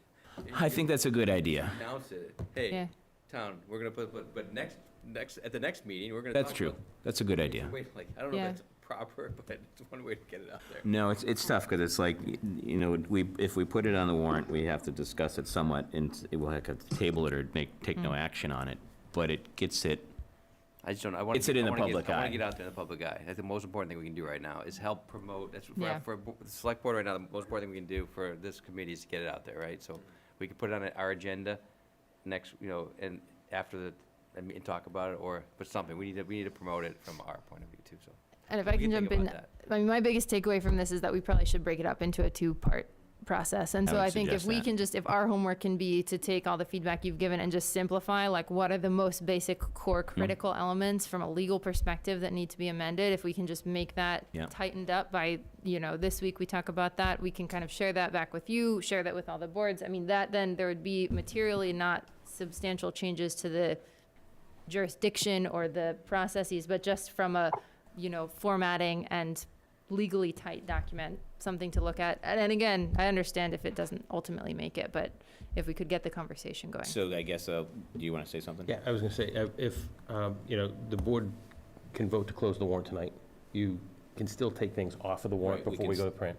So you could close the warrant with a stripped-down article to amend the legally required portions of the bylaw, and we get that from the Conservation Commission before the end of the month, so that we could Yeah. fashion a warrant article that would reflect that. Or we can always take If, it off. and you can always take it off if it's not ready, because you don't, we're 2 months from today is special town meeting, and we have to be ready It's and tight, going to the yeah. printer in about 5 weeks. Yeah. So then that involves getting the FinCom's recommendations and everything else. So we have a very tight window to make those kind of changes. Yeah. But it certainly keeps the conversation going, as Bill mentioned, and lets people know that this is being talked about, even if it doesn't wind up making it to October 1st. Yeah. I would say that, I mean, let's just, right now, we're not gonna open the warrant, but let's keep the placeholder and give them some time to get back to us. Right, so just so we're all clear, and I think everybody is, but just to restate it, we're gonna leave a placeholder on the warrant when we close it tonight for a bylaw revision, but just for what we'll call, I'm gonna air quotes here, phase 1 of it, which is the kind of legalese and cleaning it up so we're up to MGL and whatever else. Does that sound about right? Yep. Just so we're clear on it. Could somebody make that in the form of a motion? I was just gonna say the same. Does anybody want to make that? Just to help me. So moved. So moved, okay. A second by anybody? Second by Bill? Okay. Any further discussion from anyone? All right, all those in favor say aye. Aye. Thank you very much. Thank you. very much, Sorry it Lauren. took so long. Appreciate it. Well worth it, thank you. Sorry to keep you so long. The next item should be quick. The next item should be super quick. Up next, we have, Eric. well, I think we've got a couple different things here, right? 3 different things. Our Superintendent Eric Tracy is ready to share all the information he has. Good evening, Eric Tracy, Superintendent of Schools. We have 3 separate articles for this warrant. The first one, actually all related to some type of capital expense, whether it be MSBA, the Cutler School, Winthrop School project, bless you. Oh, thank you. Combination, or the Fields project, turf field project that people have probably heard a lot about. And the first one is a requirement. As you know, we're in Module 1, trying to get ready and get through the hoops for the state to determine whether or not we are invited into the feasibility stage, which would be Module 2. Part of that is to be able to raise money for the expenses for that stage. And in our case, after extrapolating from a number of projects that are occurring around the state now, that overall number looks like about 1.25 million for us to enter into feasibility. We had, back in FY20, there was a capital request made for $958,000. Part of that $958,000, there was a $250,000 set aside that was specific to this project. They anticipated back then that we would be accepted by the MSBA to come into the process, and we were not. But we still, everything was approved through the town meeting process. So that money is currently sitting in our account for the purpose of. So one of the articles, we've talked with MSBA and their council and our council, and one of the articles is to reauthorize the use of that $250,000, specifically using the language requested by the state MSBA. So back in FY20, it was just part of a capital expenditure request. It wasn't, the language expected by the state wasn't used specifically for that portion, so they're requesting us to go back and reauthorize. Therein leaves a balance of about $1 million to be apportioned. It's about 64% on the Hamilton side. That is another of the 3 warrants requesting that amount to be raised. And that portions of that money will be reimbursable. We won't know until we actually get into the process, because it's not, although our reimbursement is about 47%, it's certain things are not fully reimbursable. So we won't know the exact number until we start to get into that process, if we're even invited in. And then the third article is related to the formulation of a stabilization fund, specific to the capital planning process of this turf field project that's been going on for eons, I think, pretty far back. And we're trying to get this off the ground. The committee has made substantial gains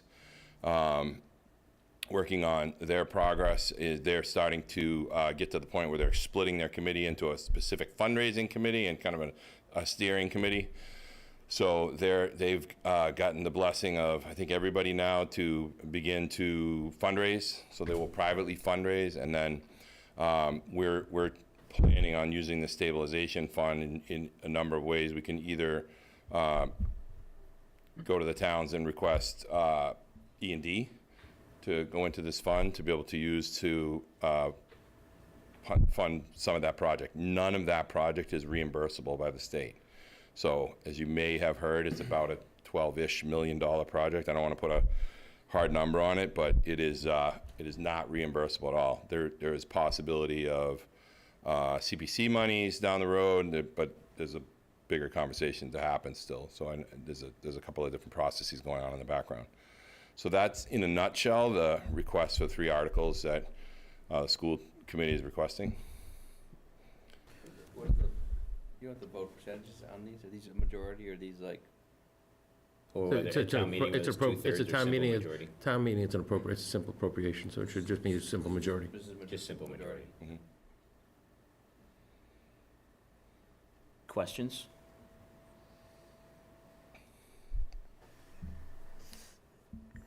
For the stabilization fund, it's just to start a stabilization fund? It's not seeding it, it's just establishing it, correct? Right. In anticipation of the regular town meeting. Something. Yep. And then the other one's just kind of, I will call it housekeeping for the 200K that's already kind of encumbered, but just changing the language so that we can use it for this study. Any of the articles that we draft have to be approved by MSBA before. This one just wasn't. So we've received the actual language today, actually between last Thursday, Friday, and today. We've been trying to hammer down the language, but we have the language now. Yeah. So. And Wenham is going to have the same 3? Correct. And you've been in front of them? Yet? Not yet. I think they're 23rd, I believe. I thought they were next week. I thought they were the 9th. No? Oh, I'm sorry. Yeah, they're the 9th. They're closing on the 23rd. They're voting next Tuesday. They're closing their article warrant next Tuesday. So same 3 requests. I read the memo. It seemed pretty. Yeah.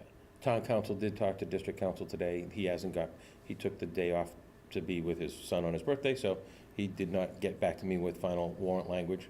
But we do have, when it comes to the point in the agenda where we talk about a possible ballot question, I do have that language, and we'll have the warrant language before next week. So. Yeah. So hey, far, Joe, John McGrath. Hey, John.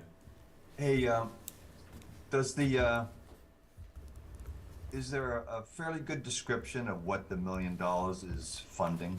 Like 2 or 3 bullet points of, here's what's in the $1 million? Because we'd want to explain that to the voters so they understand what the $1 million is. Yeah, to John's point, John's asked before about kind of what the $1 million goes towards, because he's got his FinCom hat on. But Eric, when we come to town meeting, will you have some kind of a overarching, here's what the feasibility study is going to give us if it goes ahead? I would assume, right? Right. It's not their first rodeo and. Right. Initially, the project, the initial monies will be used to fund the project manager, which is the person which will help us through that stage, and then there'll be fees from architectural and various groups that will do studies for us around the feasibility of the project, location, things like that. So I will absolutely have it all spelled out as clear as possible. And I wanted to offer Eric a thumbs up, because last meeting we had, his last comment after he described the budget was, he said, we'll be back to talk about the new school and the fields. So kudos to Eric for, giving the voters a heads up that this is coming. And that sort of addresses the earlier conversation we had of trying to get people, some notice well in advance of what's coming down the pike. So I just wanted to offer my compliments to Eric for, just kind of getting that on the record and getting that out there in front of the voters. So anyway, I know I heard it, and it's in the minutes, so. Thank you. Thanks, Eric. And just to John's point, and Eric talking about the athletic field redevelopment, I think they're calling it now, or something like that. Our next meeting on the 15th, right? We're gonna have Michelle Horgan and that group come and talk to us about that project. Yeah. And kind of the bottom line, when the FinCom sits down and sort of writes up their commentary, we're going to try to size the impact of, what this new school might be, the whole project. So we've already done all the math. We've already distributed it to the boards. Everyone's, we all know what's coming. So we want to thoughtfully explain the potential impact to the voters without raising too much anxiety, or and if I'm a taxpayer, I'd like to know, so what does this mean going forward? Yeah. But we want to do it in a thoughtful way. Yeah. So that's sort of what we're talking about at the FinCom. Right. Mr. Mattern, did you have a comment? Scott Mattern, 12 Old Cart Road. Eric, thank you very much for coming. Having the schools at town meetings is awesome. The more dialogue between the two political organizations, the better. It always is good. I support our schools, always have. All my kids, 4 of them went K through 12, got great educations, went to school, lots of opportunities for where they went after that. I was always very involved, and my wife too, after school activities, in school stuff. Decades ago, I was one of those people in this very room trying to get lights on the field. So I understand the process it takes. Also, long-term experience with the town and its involvement and trying to work with the schools. We've seen enrollment declines. I've seen it in my kids' time. It's happening now. So the need for consolidation, hands down, yes. You look at the conditions of both Winthrop and Cutler, it's a no-brainer in my opinion. I think our history of voting at town meetings is if there's a school article, it passes. Rarely it doesn't. However, I think the town has a responsibility relative to the Winthrop property because it's town property. And the schools need to go through their own process, somewhat undetermined time, all the things that have to happen. But I respectfully disagree with the FinCom in that they've run the numbers and they know what it all means. Because we don't know what Winthrop means to us. It's unknown value. We don't know what would happen if that property came back to the town. And the town has tried to encourage the schools down this path. We reduced the lease of the school property from 30+ years to 10 years, more than 10 years ago, to try to, we're supporting you. Yeah, keep going. You know, that's fine. There's 70-ish plus tax-free acres in the town of Hamilton that we contribute to the schools. Getting a chunk of that back. You struggle with this mightily all the time, the balance of cost and revenue and tax rates and all that kind of stuff. So we don't know what the value of this is going to be. The planning board and the FinCom have talked. These are conversations going back decades in some cases about rezoning that property. Do we add that to the downtown business district possibility? And people have already come forward at different times with their own plans. When Longmeadow affordable housing was coming up, it was like, whoa, put it over at Winthrop School. And there were plans individuals came up with. The town actually had a drawing, a plan, that showed a road exiting to the neighbors behind them. My point being, people, the second half of the question is, yes, we support the schools. Why isn't the town simultaneously thinking about the town uses and the town needs and planning for that? So we've already seen those things come forward. I would imagine they're going to be resurrected. You're going to see 15 more. It's going to drive you crazy. So please get ahead of this by having a warrant article that says we're going to have a strategic plan and assess the uses and potential values of the Winthrop property. That way people go, okay, we don't know the answer yet. It's going to be happening. Here's $1.25 million, $1.25 million for a feasibility of the schools. I think Rick maybe has some insight or that. We want a good positive project of it all. So I have two requests of you. Your warrant article, your agenda says articles. I ask that you create a warrant article that specifically funds a strategic study of Winthrop, commensurate with the school feasibility study. If that gets approved, the town starts studying. We do our bit too, and then they come along and we've got our plan in our back pocket, our alternatives, and the FinCom actually has some real, we got an independent, real strategic planner, land use, all the other things. Rick can talk about this way better than me. Here's how you model the potential value of the Winthrop property. Because it's not in, we don't know. It's an unknown of potentially extreme value of all different types. We hear from conservation people to development types, to affordable housing, to senior housing, to commercial development. I could walk out of here and get 10 plans and be back tomorrow for it if you wanted. So one request is create, yeah, I'm not gonna, that's your job. So create a warrant article tonight for the warrant that people vote. At the same time, we're voting on the schools. Hey, we're thinking about all this stuff. Give us the chance to think about it before people start mailing in plans to Joe and he's going, what am I supposed to do? The other thing is, Tom is the liaison to the school committee. I ask that, just like the school committee is coming here next week, that you go regularly, whether it's the open mic time, trying to get on agendas. They're busy, just like we were telling the conservation people, it's hard to get on agendas. School committee's got stuff to do. They got budgets, they got capital, they got all their stuff to do.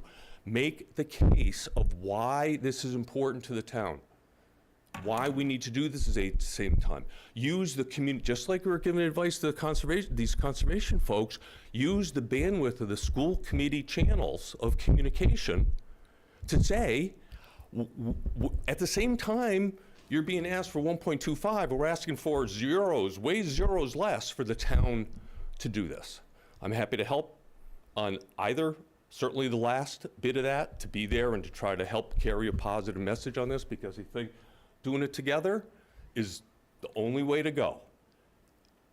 So those are my requests. Thanks, Scott.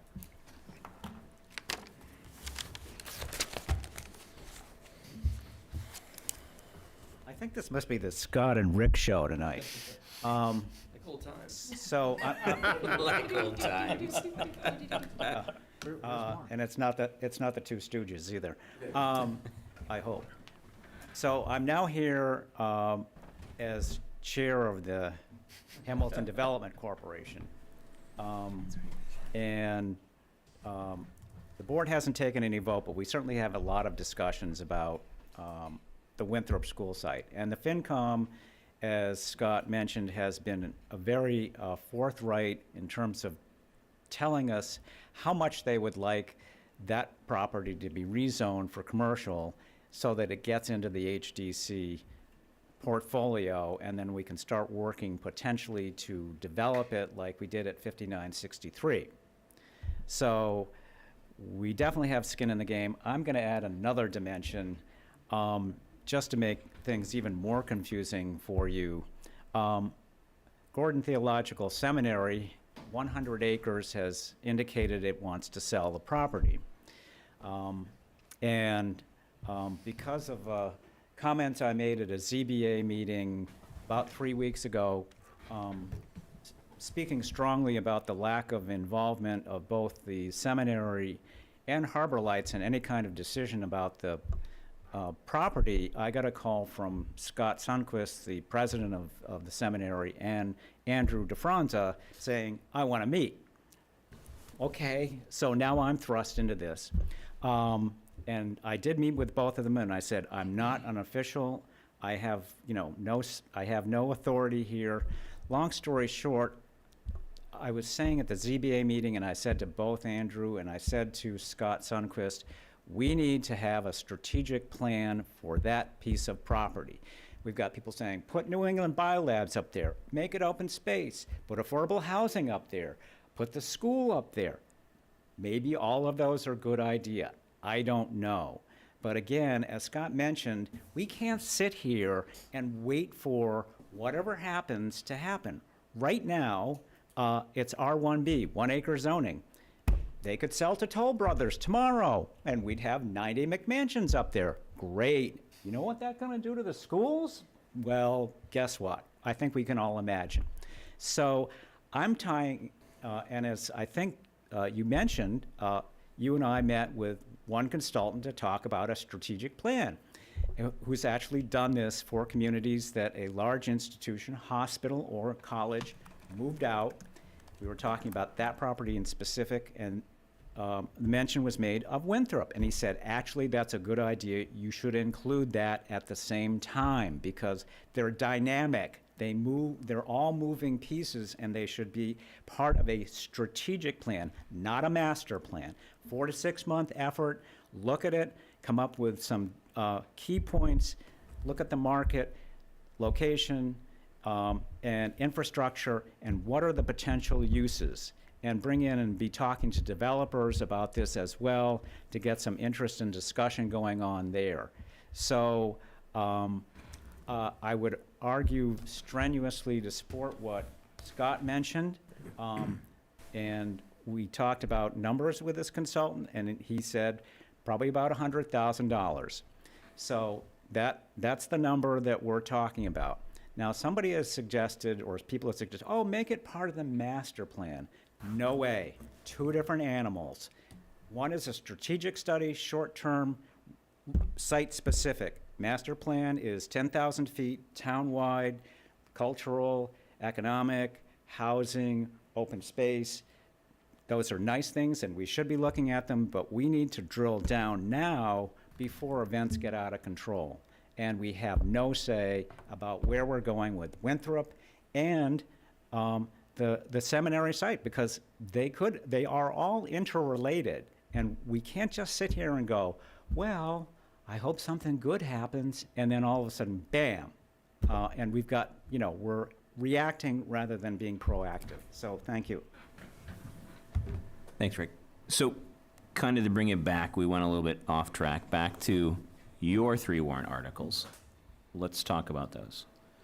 Do we have any questions for? Can I make a motion, and then we can talk about it? Yeah, let's do that.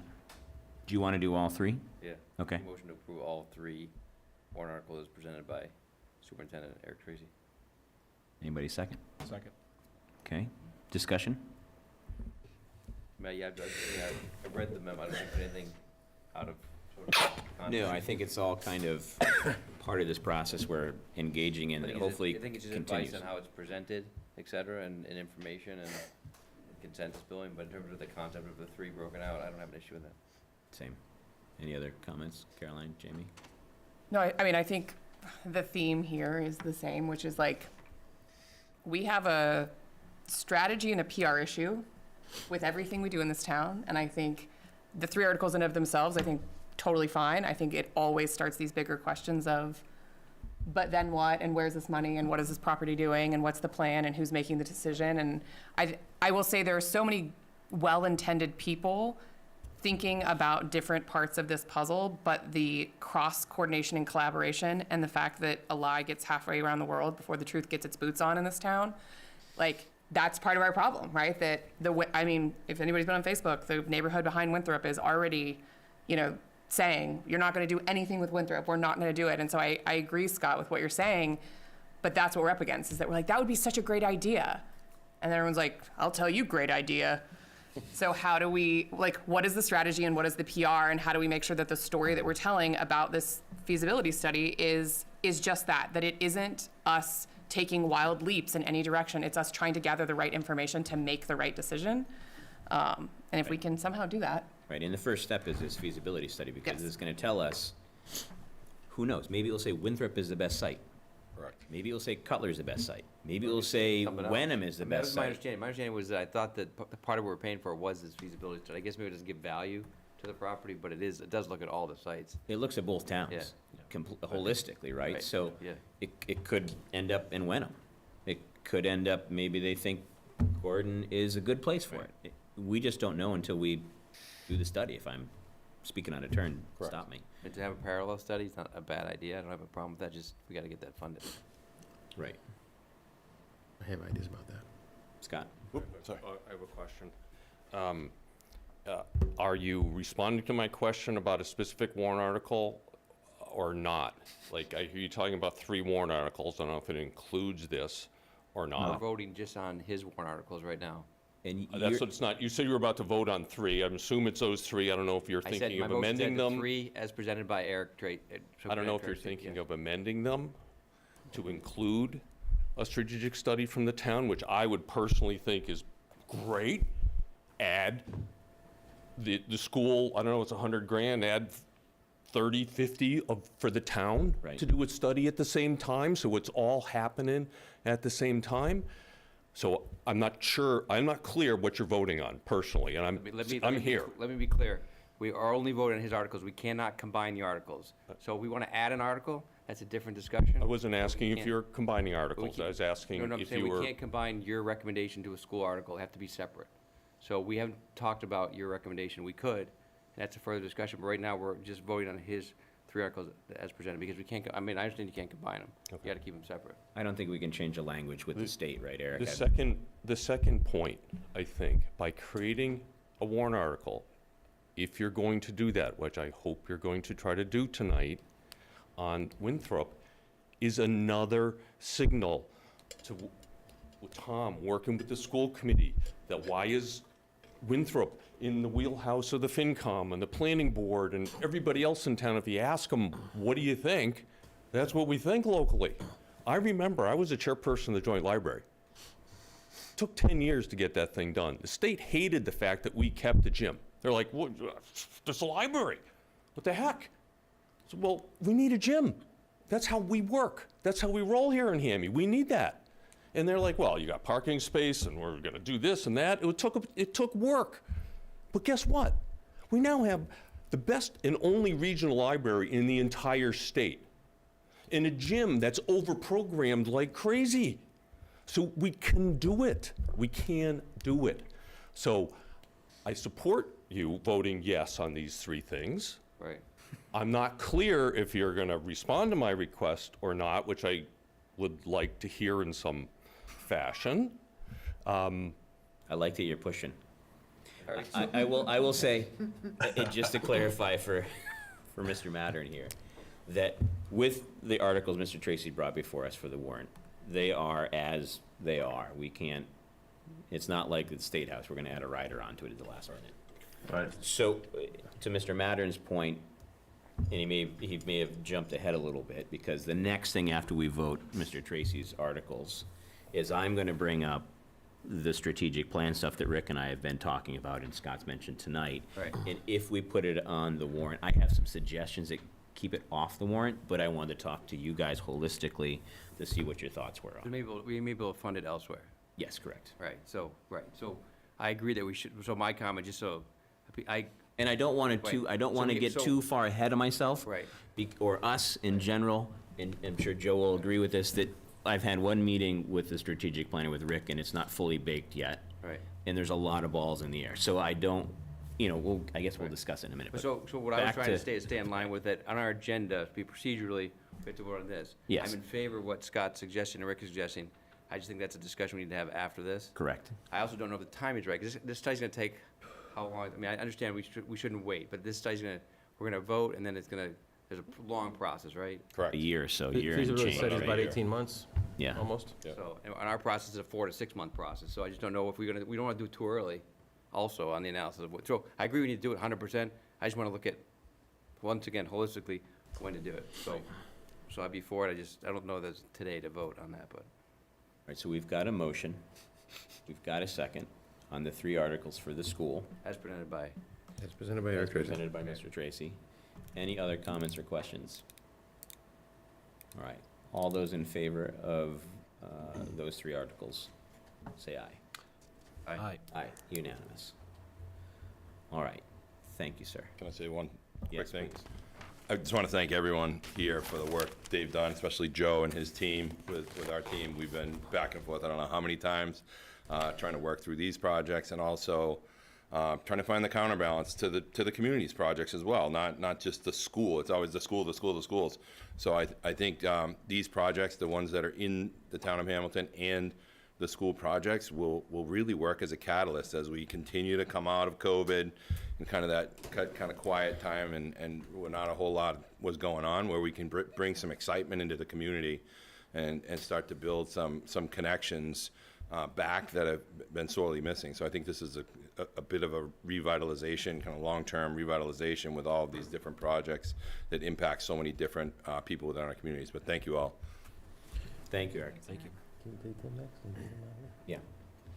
Let's take Mr. Olson, who's asleep over there, for the next thing, and then after that, we'll discuss the rest of the articles. Yeah, not the Olson on the board. Tim, you wanna say anything? Can I just tee this up real quick? Yeah, tee it up. I'm not sure, for the folks at home, you didn't realize, late this afternoon, the town, through Tim, learned that we may have we have an opportunity to pursue a grant to do some work that the state is gonna require us to do anyway. But part of having that grant is showing the state a commitment that we were going to do the work. So essentially, we have to identify that we have funding to do this, and then if we do that and we're successful in the grant, they'll reimburse us, and it'd be like we didn't spend any money at all. But that funding would need a town meeting vote. So we're making a last-minute decision to put this in front of you to see if you want to add this to the warrant. It was not conceived of by the chair or anybody prior to this afternoon. We knew that the work was coming from the state. The requirement to do the work in our water pipes was coming from the state, but we did not know this was going to be a requirement on this kind of timeframe. The proposal here is to ask to add an article to fund about $100,000, and Tim will explain what the work will do, out of the water retained earnings. So it won't affect taxpayers. It won't have to affect the tax rate. It will affect water rates slightly, but not really, because we're taking it out of retained earnings. We have ample funds to cover that expenditure.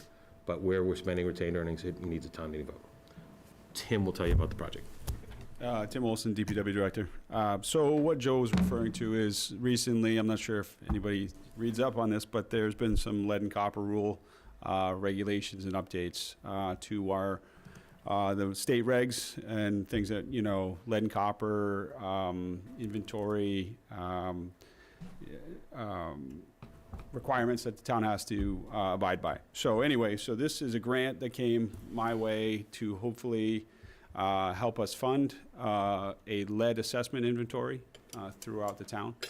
DEP is requiring all towns and cities to, by, I believe, October 2024, to have a full inventory of every service in town, not only on the public side, but also on the private side as well. So what this would do is, it's a grant, reimbursable grant, as Joe mentioned, probably between $80,000 and $100,000. Still waiting on the proposal from the consultant, but they would help us obtain all our data, our tie cards, service cards, maps, all our pipe network and data that we've had over the years, and to create an inventory, and then help us assess certain areas in town that are that have lead goosenecks. To our knowledge, there is no lead services in town, which is good. We're way ahead of other communities in that regard. But we do have some lead series and several lead goosenecks that we have to report in this inventory. So this is just to stay in compliance with the new rules and regs that the DEP are putting down on towns and cities. This, like I said, is October 24 is the 2024 is the deadline. The urgency in this is because it's a rolling $20 million, but it's a rolling application, so kind of first come, first serve to communities. The consultant that we plan to use has done this for several others as well, so they're well versed in what the requirements are going to be and how they can help us. They've also worked with us in the past on our distribution projects and things like that, so they have a good thorough knowledge of our system in whole. So I'm asking, as Joe mentioned, I'm asking for hopefully, with your approval, article at the special town meeting to authorize X number at this time, but for this lead assessment and inventory to then be part of our application for the grant to the state for hopeful reimbursement and or approval and reimbursement in the future. Can I just, so Tim, we'll have the final number from the consultant before we draft Yes. language. Yeah, I should be getting it within the next few days. So to me, the idea here is that we seek permission for the funding from town meeting. Again, it's coming out of retained earnings, so it's not gonna raise the water rate any.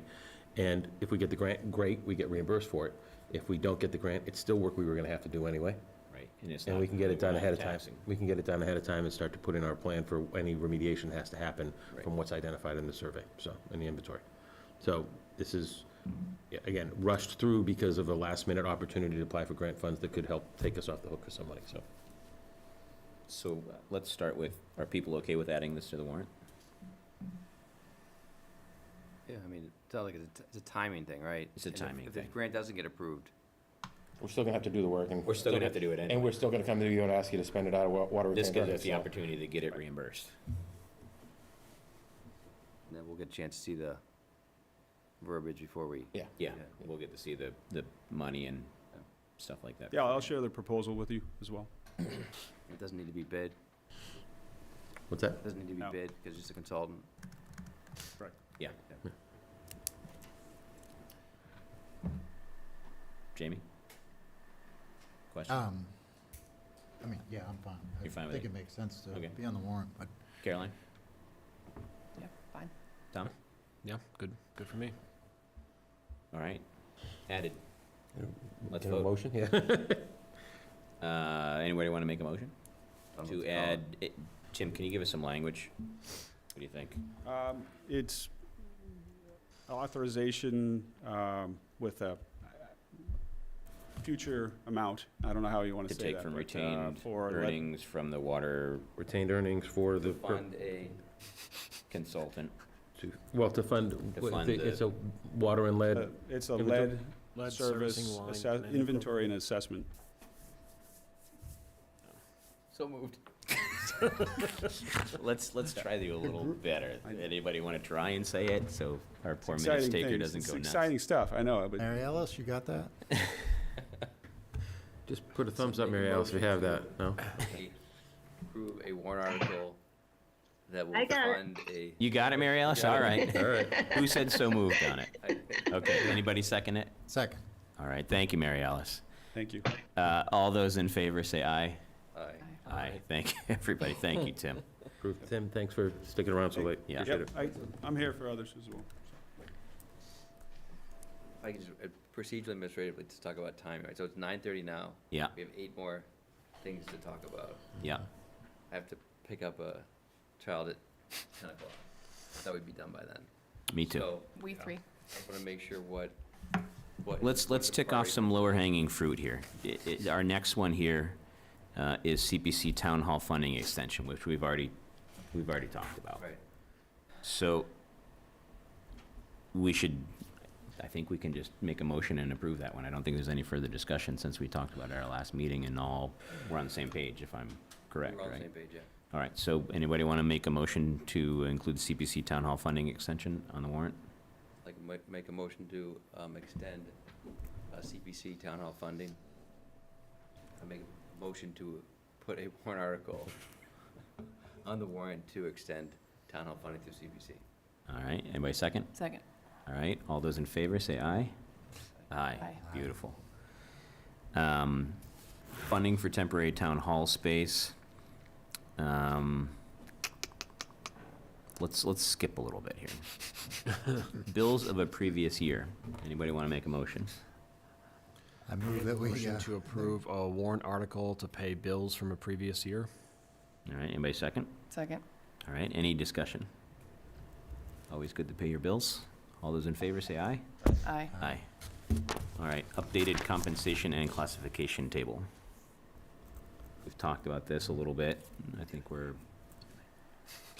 making a motion. I'd move to include on the warrant an article for the compensation table Classification table, perfect. classification. Second? Second. All right, all those in favor, say aye. Aye. Aye.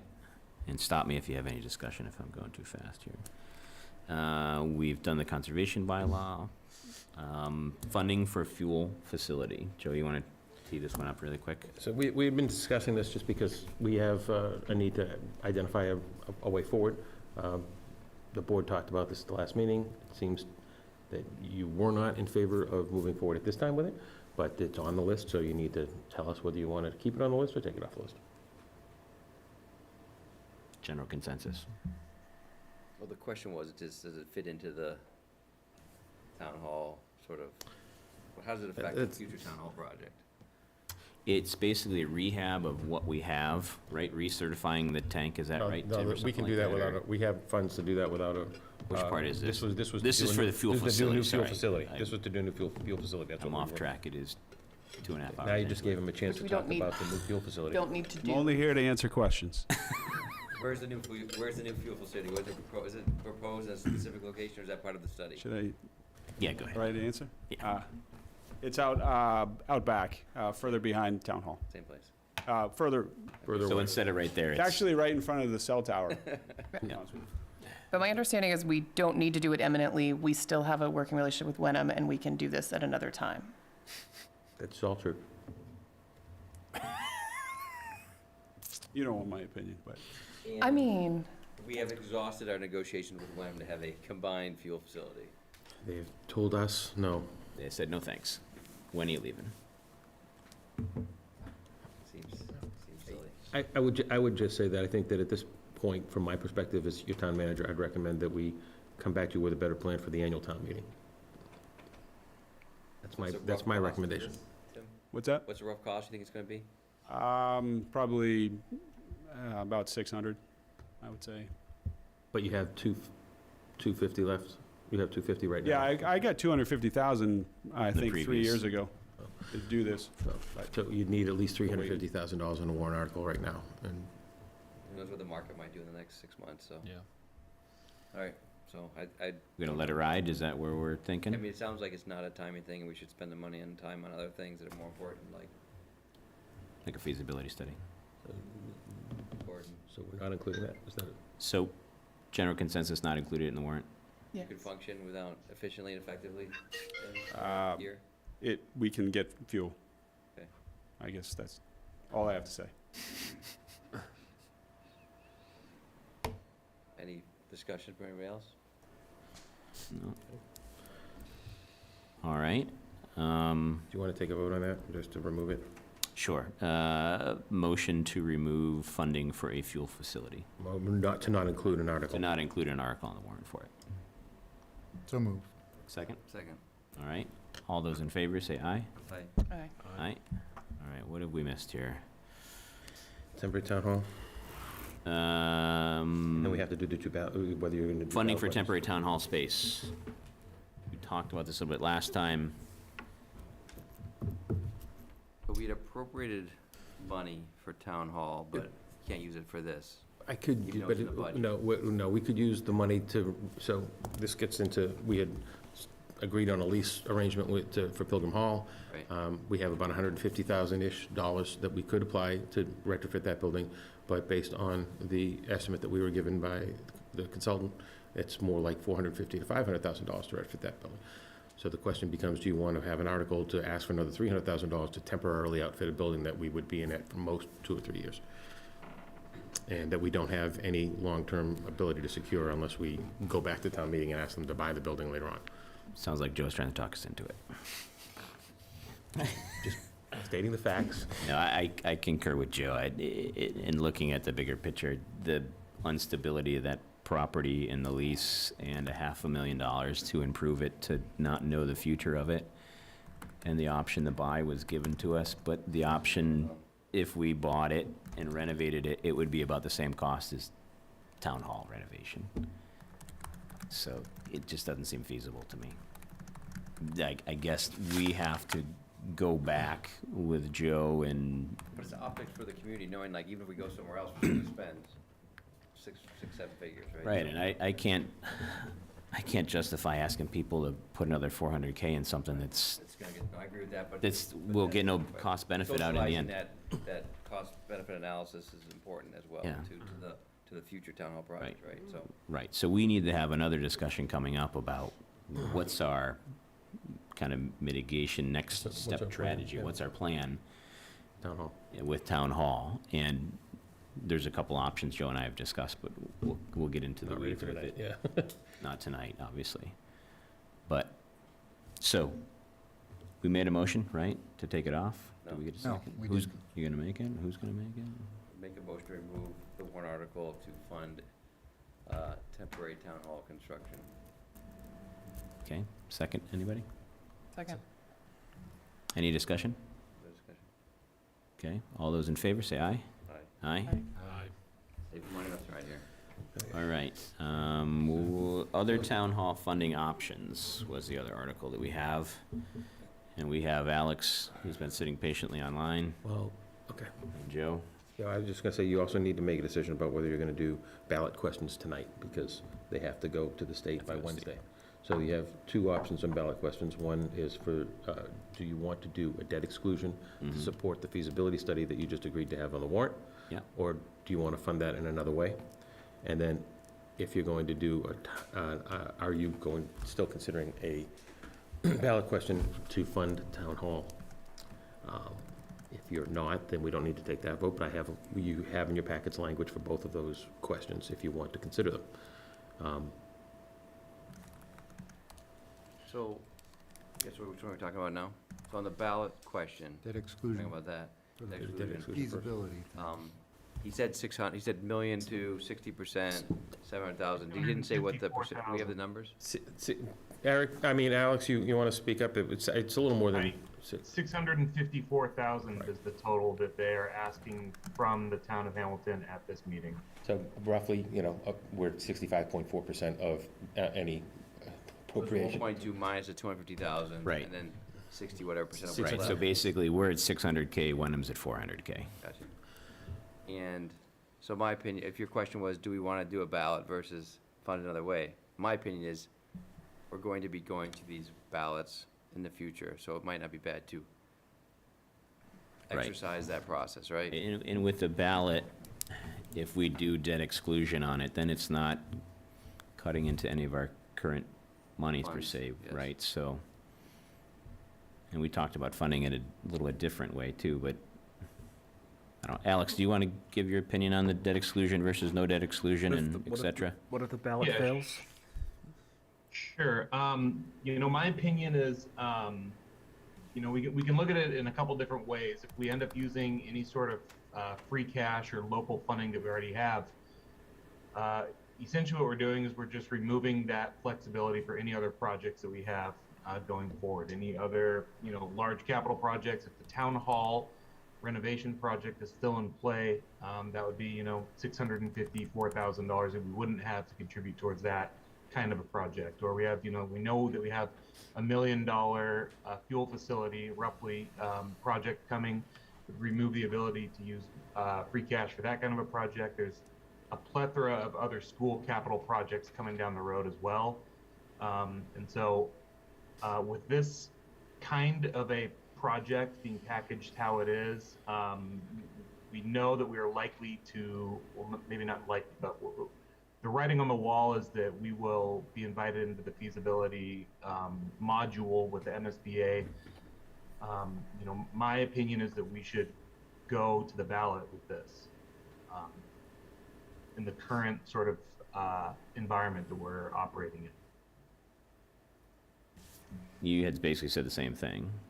Tom, any difference of opinion or? Well, my question was, because I know we had talked about this last time, and, what if the ballot fails? Is there alternatives to fund it? Did we bake in language into the Warrant article that would allow us to fund it through something separately? I would say the opposite. I'd say if the ballot fails, then you don't have consensus of the town to do it in school. And it's not gonna get much farther anyways. But that's what I would say, but you gotta build consensus now if you wanna do this stuff. Well, could I offer a slight disagreement? I mean, the ballot question is asking taxpayers to voluntarily raise their tax rate to do a thing. Yeah. Oftentimes, it doesn't matter what that thing is. If you ask a taxpayer to voluntarily raise their tax rate, they say no. You have two options to fund the $654,000 without going to the debt exclusion. You could take it out of free cash or other sources. We have stabilization and other funds. We could take it from a group of different sources. Or you can, this Board of Select Board has the authority to bond it on your own, because we have over $300,000 of unused tax levy capacity. Right. So I don't, just because you want to bond it, doesn't mean that we have to go to a debt exclusion, because we can absorb the debt within the levy limit. Please let me ask this question. What would be Are we going to have to do that exclusion if the project gets Yes. approved? That's my point, right? You're gonna go eventually to the town. But that's for So- $40 million. That's not for $600,000. Exactly. But you can't do the 600,000. I don't wanna spend money like we have at town hall, spend $1.2 million, and then go to the ballot and get it rejected. Don't wanna do that again. Right. So my lesson learned is that if you're gonna ask the town for money, do it right the first time. That's my opinion. Alex, how would the bonding work on that? If we just went straight bond with no debt exclusion, we're gonna get about half of that money back? And Yeah, how would that change the premium, and what would the kind of projection be on that?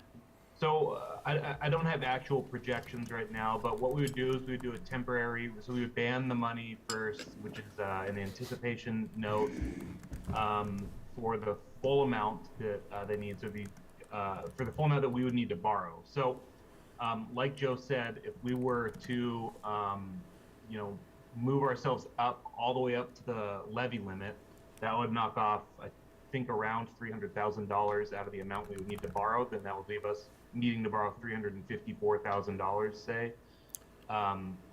So, and then we would need to determine, what kind of bonds we wanted to do, 10, 20, 30 year, et cetera. And then we would put those out to sell. We would have to go through a fairly rigorous process, which we're planning on having to do in FY24 anyways. So, we need to update our bond rating with the ratings agencies. We have to do a ratings call. And then we put the bonds out for sale and, sort of see what kind of an interest rate we can get. I think people are planning for around 5% right now on 30-year bonds. So, you would adjust the rate accordingly if you're changing the term on those. But that's generally what it would look like. If we did end up, so a ban is essentially it's a short-term borrowing. So we could renew the ban up to for a few years in order to get into a more favorable bonding sort of condition as well. So you don't really want to, the rule of thumb for smaller towns, you don't want to bond anything less than $1 million. But you do, we could package any other borrowings we have to do. Right, you can consolidate some stuff when you do it, Exactly. yeah. But then if we're looking at you know, we would want them all to be paid on the same Same duration, schedule, like yeah. the same terms. So that's something to consider, which, you know, we can work all that out, but that's generally what it would look like. So- And I just want to clarify, I wasn't suggesting that you take and use the $300,000 unused levy capacity. I was saying that if you ban it, the 300 levy capacity would annually be enough to pay the debt service. Right. So, yeah, I wouldn't Right, say that whatever to eliminate all of the unused levy capacity. But if you put it out for 10 years and the annual payment was $75,000. Right. We could absorb that within the levy limit without. So. That's right, yep. So, I guess, like, I'm not a finance guy or whatever, and so if like, and I heard, Alex, I heard you, but when the FinCom discussed it, it seemed like there was a division of opinion among the FinCom about this. And where it's not a whole lot of money, and we're likely to be reimbursed, I would just say free cash. It just seems like there's too much deliberation and putting things on the ballot and whatever, when it's a relatively small amount of money Yeah, I just that feel- we're likely to get reimbursed on. Like, I don't understand. I'm making like the Right, big we're deal. getting basically half of it back. If Well, this- right, and whether the voters approve or disapprove a small amount like that doesn't seem to me to be like a big thing about whether I mean, I agree, it wouldn't be if they said no. I guess my point is, I think they're probably gonna say yes, but we're just like we're making things more complicated than they need to be. Yeah, I feel like I'm not sure a yes vote is really saying, like, yeah, we want to spend 80 million, or 40 million, sorry, Right. on an $80 million Right. project. Right, because you're saying yes to a study to see what the future holds and where it is and how much it costs. Yeah, I mean, we're embarking on a process that's gonna have multiple decision points and hurdles, and I feel like we're just adding an additional hurdle, and I don't think a vote, you know, having them, putting it for the voters here is necessarily a vote again, that they're voting on whether to go forward with the school. They're gonna see feasibility study, they may not totally understand that, they may not have a ton of information on what that involves, and so they may vote against their taxes going up because they just see feasibility study, which is a little bit different than after the feasibility study, when we have a whole bunch of information about the sites and where the school might be located, and they have a lot more information to vote on when they're voting for the overall school. I don't know, I just think that, you know, putting it on the ballot, it creates an additional hurdle that we don't necessarily need to have. And, I mean, if you look at the success of, you know, these types of questions, they're actually relatively successful across the state. I mean, I think like 80–90%, but we've also had, you know, difficulties on the town hall side and getting 2 overturned. And obviously that's totally different, it's town hall versus a school, but we haven't been successful twice before on these types of votes. So I feel like we're almost setting ourselves up for a failure in the sense that we could get it voted down, and then this kind of defeats the whole process right from the get-go. When if we pay for it out of our own, you know, pay for it out of free cash, and then go forward with the feasibility study, get a little bit more information, we could then have more information to present to the town and the individual of what that process will look like. Caroline? Do we know what Wenham's doing? Wenham has to bond it. They have to bond it. And they don't have any unused levy capacity, so they have to do their.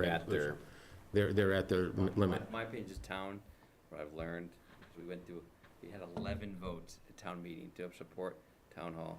We had 1 ballot, 11 votes passed, and 1 ballot failed. Different reasons, different scenario, but when you have 100 people at town hall voting for something at a meeting, thousands of people in an election, you're gonna get different discussion in town, build consensus, get things going, get things moving, then talk about a bigger picture, I don't know. My opinion is that if we're gonna do this thing, I disagree that we take cash that we could use on other projects to fund something that's gonna need a lot more funding and a lot more ballot questions, so, you know, I'm back, I haven't been convinced, that I'm 1 of 5, but I've not been convinced that we should pay for it. Interrupt you a little bit. Yeah. So are you saying you want a ballot question with that exclusion, or you're saying you would be willing to bond it and not go to the ballot, or I'd you're rather against have a free ballot. cash? I'd rather go to the ballot. Okay. There's already an election anyways, doesn't be special, right? It needs to be a special election? No, but that's why we're having a discussion tonight, because the state needs the language by Wednesday in order to include it on the state So we're ballot. not gonna cost us money to have an election like it typically does, with $20 or $40 or $50,000, right? So, I don't know. I just would like to, it gets a different, we find there's a different dialogue, different flavor, different excitement in town when something happens on the ballot, so this is important for the town. We want the whole town to buy into it. This is a way to do it. I don't know, I wish Eric had stayed to talk about what sort of Obviously, he just wants it funded. He just but- wants it funded. He doesn't care how we do it. Right. Caroline? And quite frankly, we asked him what the MSBA's preference was, and the MSBA said they don't care how you fund it, as long as you have the vote from town meeting that says that you're gonna pay for it, so. Caroline? Yeah. I am in favor of keeping it off the ballot, which I said last time. Namely because we need this data in order to have a clear and consistent conversation about the potential 40 million. Like, to me, this is the first step, and I think I agree with you that there's a different conversation that happens in elections. I don't think there's enough time between now and then to create the type of communication and story around this that we can actually, like, get out there. I could be wrong about that. But I also I would think, say Wenham's doing it, so it's gonna be out there. Wenham's gonna have it on the ballot. Everyone's yeah, gonna anyway, so, I also think yeah, that the folks that show up in droves for school things on town hall are not the same people who show up in droves for elections. And I don't know that those groups are aligned in the way that would support a giant. And again, like, strategically, I'm just looking at the least likelihood of this not passing so that we can at least get to the data inputs so that we can have a clear conversation with the town about what this opportunity represents or does not represent. And knowing that that's, you know, what I would like to see happen, I'm like, why put it on the ballot if you can just do it through another means and get us moving forward and get this hard and fast data in front of folks. But, you know, there's no hills I feel like dying on today, so. So, Can I- Go So, ahead. in the interest of time, I was just gonna say. what if we can put this on the warrant and write the we gotta get the language in there. We get the language in there tonight for the debt exclusion. On town hall floor or whatever, or we could, we gotta vote on it? If it gets on the ballot, it's gonna be voted on. Yeah. And if it fails at the Oh, ballot that's box, no right. matter what happens at town meeting, you'll lose. All right, forget that idea. Never mind. So to bring us back in here with an effort to shave a little time here. So we don't, let me give it two things. We don't necessarily have to figure out the funding for it tonight unless we're doing a ballot debt exclusion. If we choose to take it off the warrant tonight, we still have time to work on where the money comes from and how we get it, whether it's bonded, free cash, stabilization, something. We have those options still. But tonight, really, the focus is, do we put it out to the ballot for debt exclusion? FinCom said what again? FinCom was a mixed bag. Inconclusive. I mean, David Wenger thought that the language required us to do a debt Right, exclusion. right. That got clarified. And it I was. think he still, I think David still wanted it He to be still on wants it, for a yeah. lot of the same reasons Same that reason Bill that Bill, does, which yeah. I resonate with. You almost had me convinced going the other way. What did I say wrong? Same, no. Christina wanted just- it on the ballot, as I recall. But I think She's John on. said that he didn't. John Christina's- Christine, McGrath, sorry. I believe, And and John John Prulich. can clarify, John Prulich said It didn't matter to him. didn't matter to him, Yeah, and same with John, I think.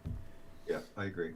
So I would entertain a motion to remove this warrant article. Can I offer one last thing? Yeah. Before you vote?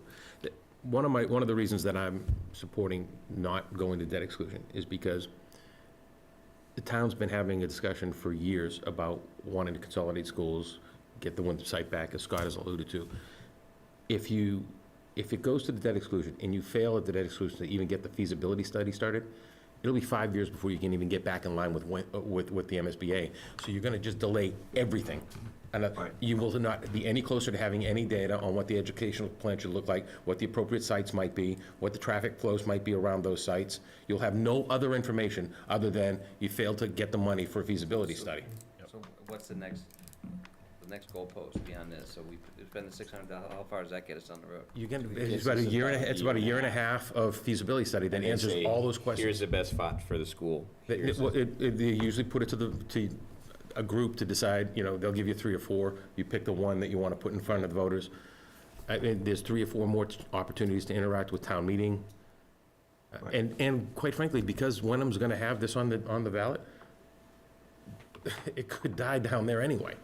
Yeah. But I'm just, from my Right, put perspective, yourself this is and your, Wenham this on is the your ballot, too. opportunity to get 47% of a school paid for. And if you lose it now, it'll be 5 years minimum before you can even get back in line.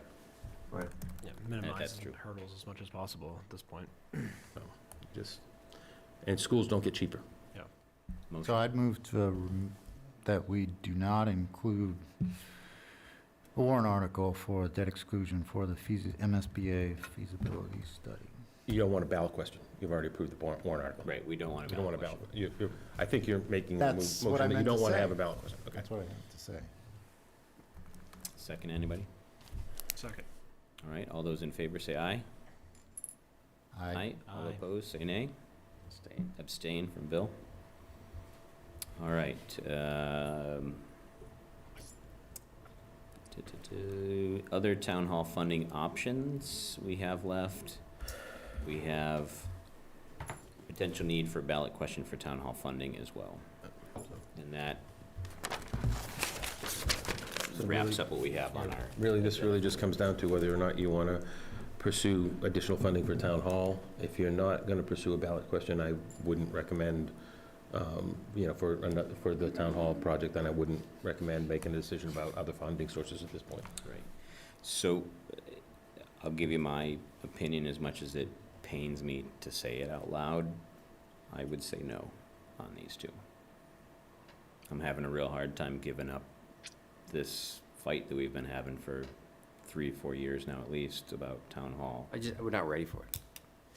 I just I don't. want to make the fight, but I don't. I don't want to give up on it. Yeah, I don't. But I don't think that with the timing and the optics with everything else, to do. as sad as I am, I Yeah, don't think it's the right time. we have more work. I to think do. we had the right time and we kind of missed it. Yeah. Unfortunately, we got to bring it back at another right time. I don't think this is the right. I think it would fail. It saddens me. It would fail if we put it on right now. I think so too. That's So we need to do something different. I've tried some other avenues and haven't been able to build consensus, but so. General thoughts on my morbid. But that's why we got the 2-year extension from CPC. So Right, that's why we're getting the extension. Right. So Right. Yeah, I think. All right. Anybody want to make a dual motion? Move to not include on the warrant an article having to do with other funding sources or a ballot question for the debt exclusion related to town hall. All right, second. Second. All right, all those in favor, if no further discussion, say aye. begrudgingly. Aye. Yeah, grudgingly aye. And that is it for what we have for those. I'm gonna make a suggestion that we, What about, we're gonna talk about, that we never talk about town manager goals, because we never get to it. Let's put it at the top of the agenda next time, so we can get through it. what about the, Riveting for people. when are we gonna talk about the fees, I want to do that now, just in the last couple of minutes. Hopefully, it won't be too long of a debate, but is everyone okay before we move on? If someone wants to say that magic word, Table. thank Table. you, sir, about the town manager goals, table that to the next meeting. first item? And then to Scott's pushing earlier, or gently suggesting, I should say, Gentle. and Rick is here too, and myself, that we do need to be proactive in this, looking at these other places that are gonna be affected in town. One is Gordon Conwell. That property is really the wild card here, and I and Joe and Rick are all trying to be involved in that conversation, how it develops, even though it is their property, it's in Hamilton, so we wanna help guide them to the best use for themselves and us. And then I think, when talking to the consultant, tying the Winthrop property in there, even though we're doing this feasibility study and we're crossing our fingers that the school moves out of Winthrop and goes to Cutler or somewhere else in Hamilton or Wenham. We don't know till we do the study. And then also, I kind of looped in downtown as well, because it would be a shame to do all this strategic planning for Winthrop and then not include the downtown, to have two separate entities. It would be kind of strange. So some kind of visioning plan for downtown and Winthrop, that it's more of a expanded commercial district, mixed use, whatever it may be. And then I guess the question comes, do we want to add an article to the warrant for that, to forecast it? Or do we feel that we can find some funding for that consultant, Can we do both? that process? Can we do both? out of, similar to like what we're talking about with the debts, with the debt for the feasibility study, whether we, use it from free cash or FinCom reserve or who knows what. Yeah, but if we put it on the warrant, it doesn't pass, we can still pay for it a different way. And we could put it on the warrant and we can take no action on it and I explain think why we're once again, taking it's no important to action. get out to the public what we want to do, because once again, it's building consensus. Right. Getting it out there, making the public aware of what I we're think doing. it's important that we have some conduit so that more people are knowing about it. And Right, and that's sadly, key. though, our town meetings aren't that That's getting it out to representational town of the whole population, because we get about 150 people that show up out of 7,000, Scott will but. speak, and Scott will speak at town meeting. Happy to actually provide some new information to you, other than what I've already shared as well. But yes, I would do Yeah. that. Most reckless. So there are a lot of balls moving here. You're talking about potentially including the downtown. Rick, not to cut you off, but be brief. I will. Thank you. So that could include the HDC paying for that component piece. Yeah. I talked to Scott Sundquist about sharing the cost of doing a strategic study for Gordon Conwell. So I think they should be in the discussion of at least 50% of that cost. So it's not all, should not all be on the town. Right. As it relates to that. And if it includes the downtown commercial district, then the HDC can tap in and provide, potentially, I'm speaking for myself, not the board, potential funding for that piece. You might put it on the agenda, though. For the Well, that all depends on how this conversation evolves. If you can do this free cash, that's the way to do it. Why, we need to be proactive. Scott Sundquist says they want to be out of there by 2024. That's a year, we're about a year and a half away. There's not room to sit around and go, well, we need to educate the public. Yes, we do, but we want to educate them with facts, Right. objective, independent information that they can then make a decision about where they think the town should go as it relates to downtown, Winthrop, and Gordon Theological Seminary, if we can get into that conversation. Right. Thank you, Rick. Thank you, I'll be quick. I'm out of town on October 1st, but I will find someone to speak positively. Some new information. I think we heard it tonight. The schools and the voters approved $250,000 previously for a feasibility study that never happened, didn't go. So why do this now? Well, they've done it. It got voter support. It's happened. And then it took a little while to gel before it action, but the funding was there. It was a vote at a town meeting. We don't always have to spend money that's approved. Depends on how things evolve a little bit too. You have that flexibility in how things are formed. No matter what, I ask that you form some mechanism. Town meeting is a way to communicate to voters. The school committee is a way to communicate to voters, to say, we want Winthrop in some way. That's what I'm searching for also, is this commitment that says, hey, we already told you, shorten the lease, it's been talked about rezoning, all these things if all over the place. Your job is tell all these people what to do. Not tell them, like mandate, but give them the Motivate direction. them. You got it. That's you guys, it's not somebody Motivate. else. Right. Encourage them. Thank you. So that's why I thought maybe it should be a discussion. Can we just vote to whether we appropriate funds or go free cash? I mean, I don't know. Yeah. Could we just vote to have an article to talk about a strategic plan for? Yeah, that's what I was going to say. And Why then don't we can vote come back tonight to you with to put a placeholder on the warrant for it? Make a motion to put a placeholder on the warrant for a warrant article to discuss a strategic plan for multiple sites in Hamilton. Beautiful. Second? Second. Any further discussion? All right, all those in favor say aye. Aye. Aye. Make a motion, Mr. Mayor. Beautiful. I move to adjourn. All right, anybody second? Second. All those in favor say aye. You have to vote to close the warrant. Oh, You guys are rushing. You guys are rushing. No, I don't think it's a roll It call. doesn't have to be roll call. Let's back up a little bit before Jamie's motion. There was no vote. Jamie didn't make a motion yet. There's no He didn't. vote. He didn't. Nobody heard it. Close the warrant. Anybody second that? Second. All right, all those in favor of closing the warrant, say aye. Aye. Thank you. Move to adjourn. Second. All those in favor, say aye. Aye. Aye. Thank you, everybody. Sorry about that little snafu of I just point out order. there'll be a 3-minute time limit.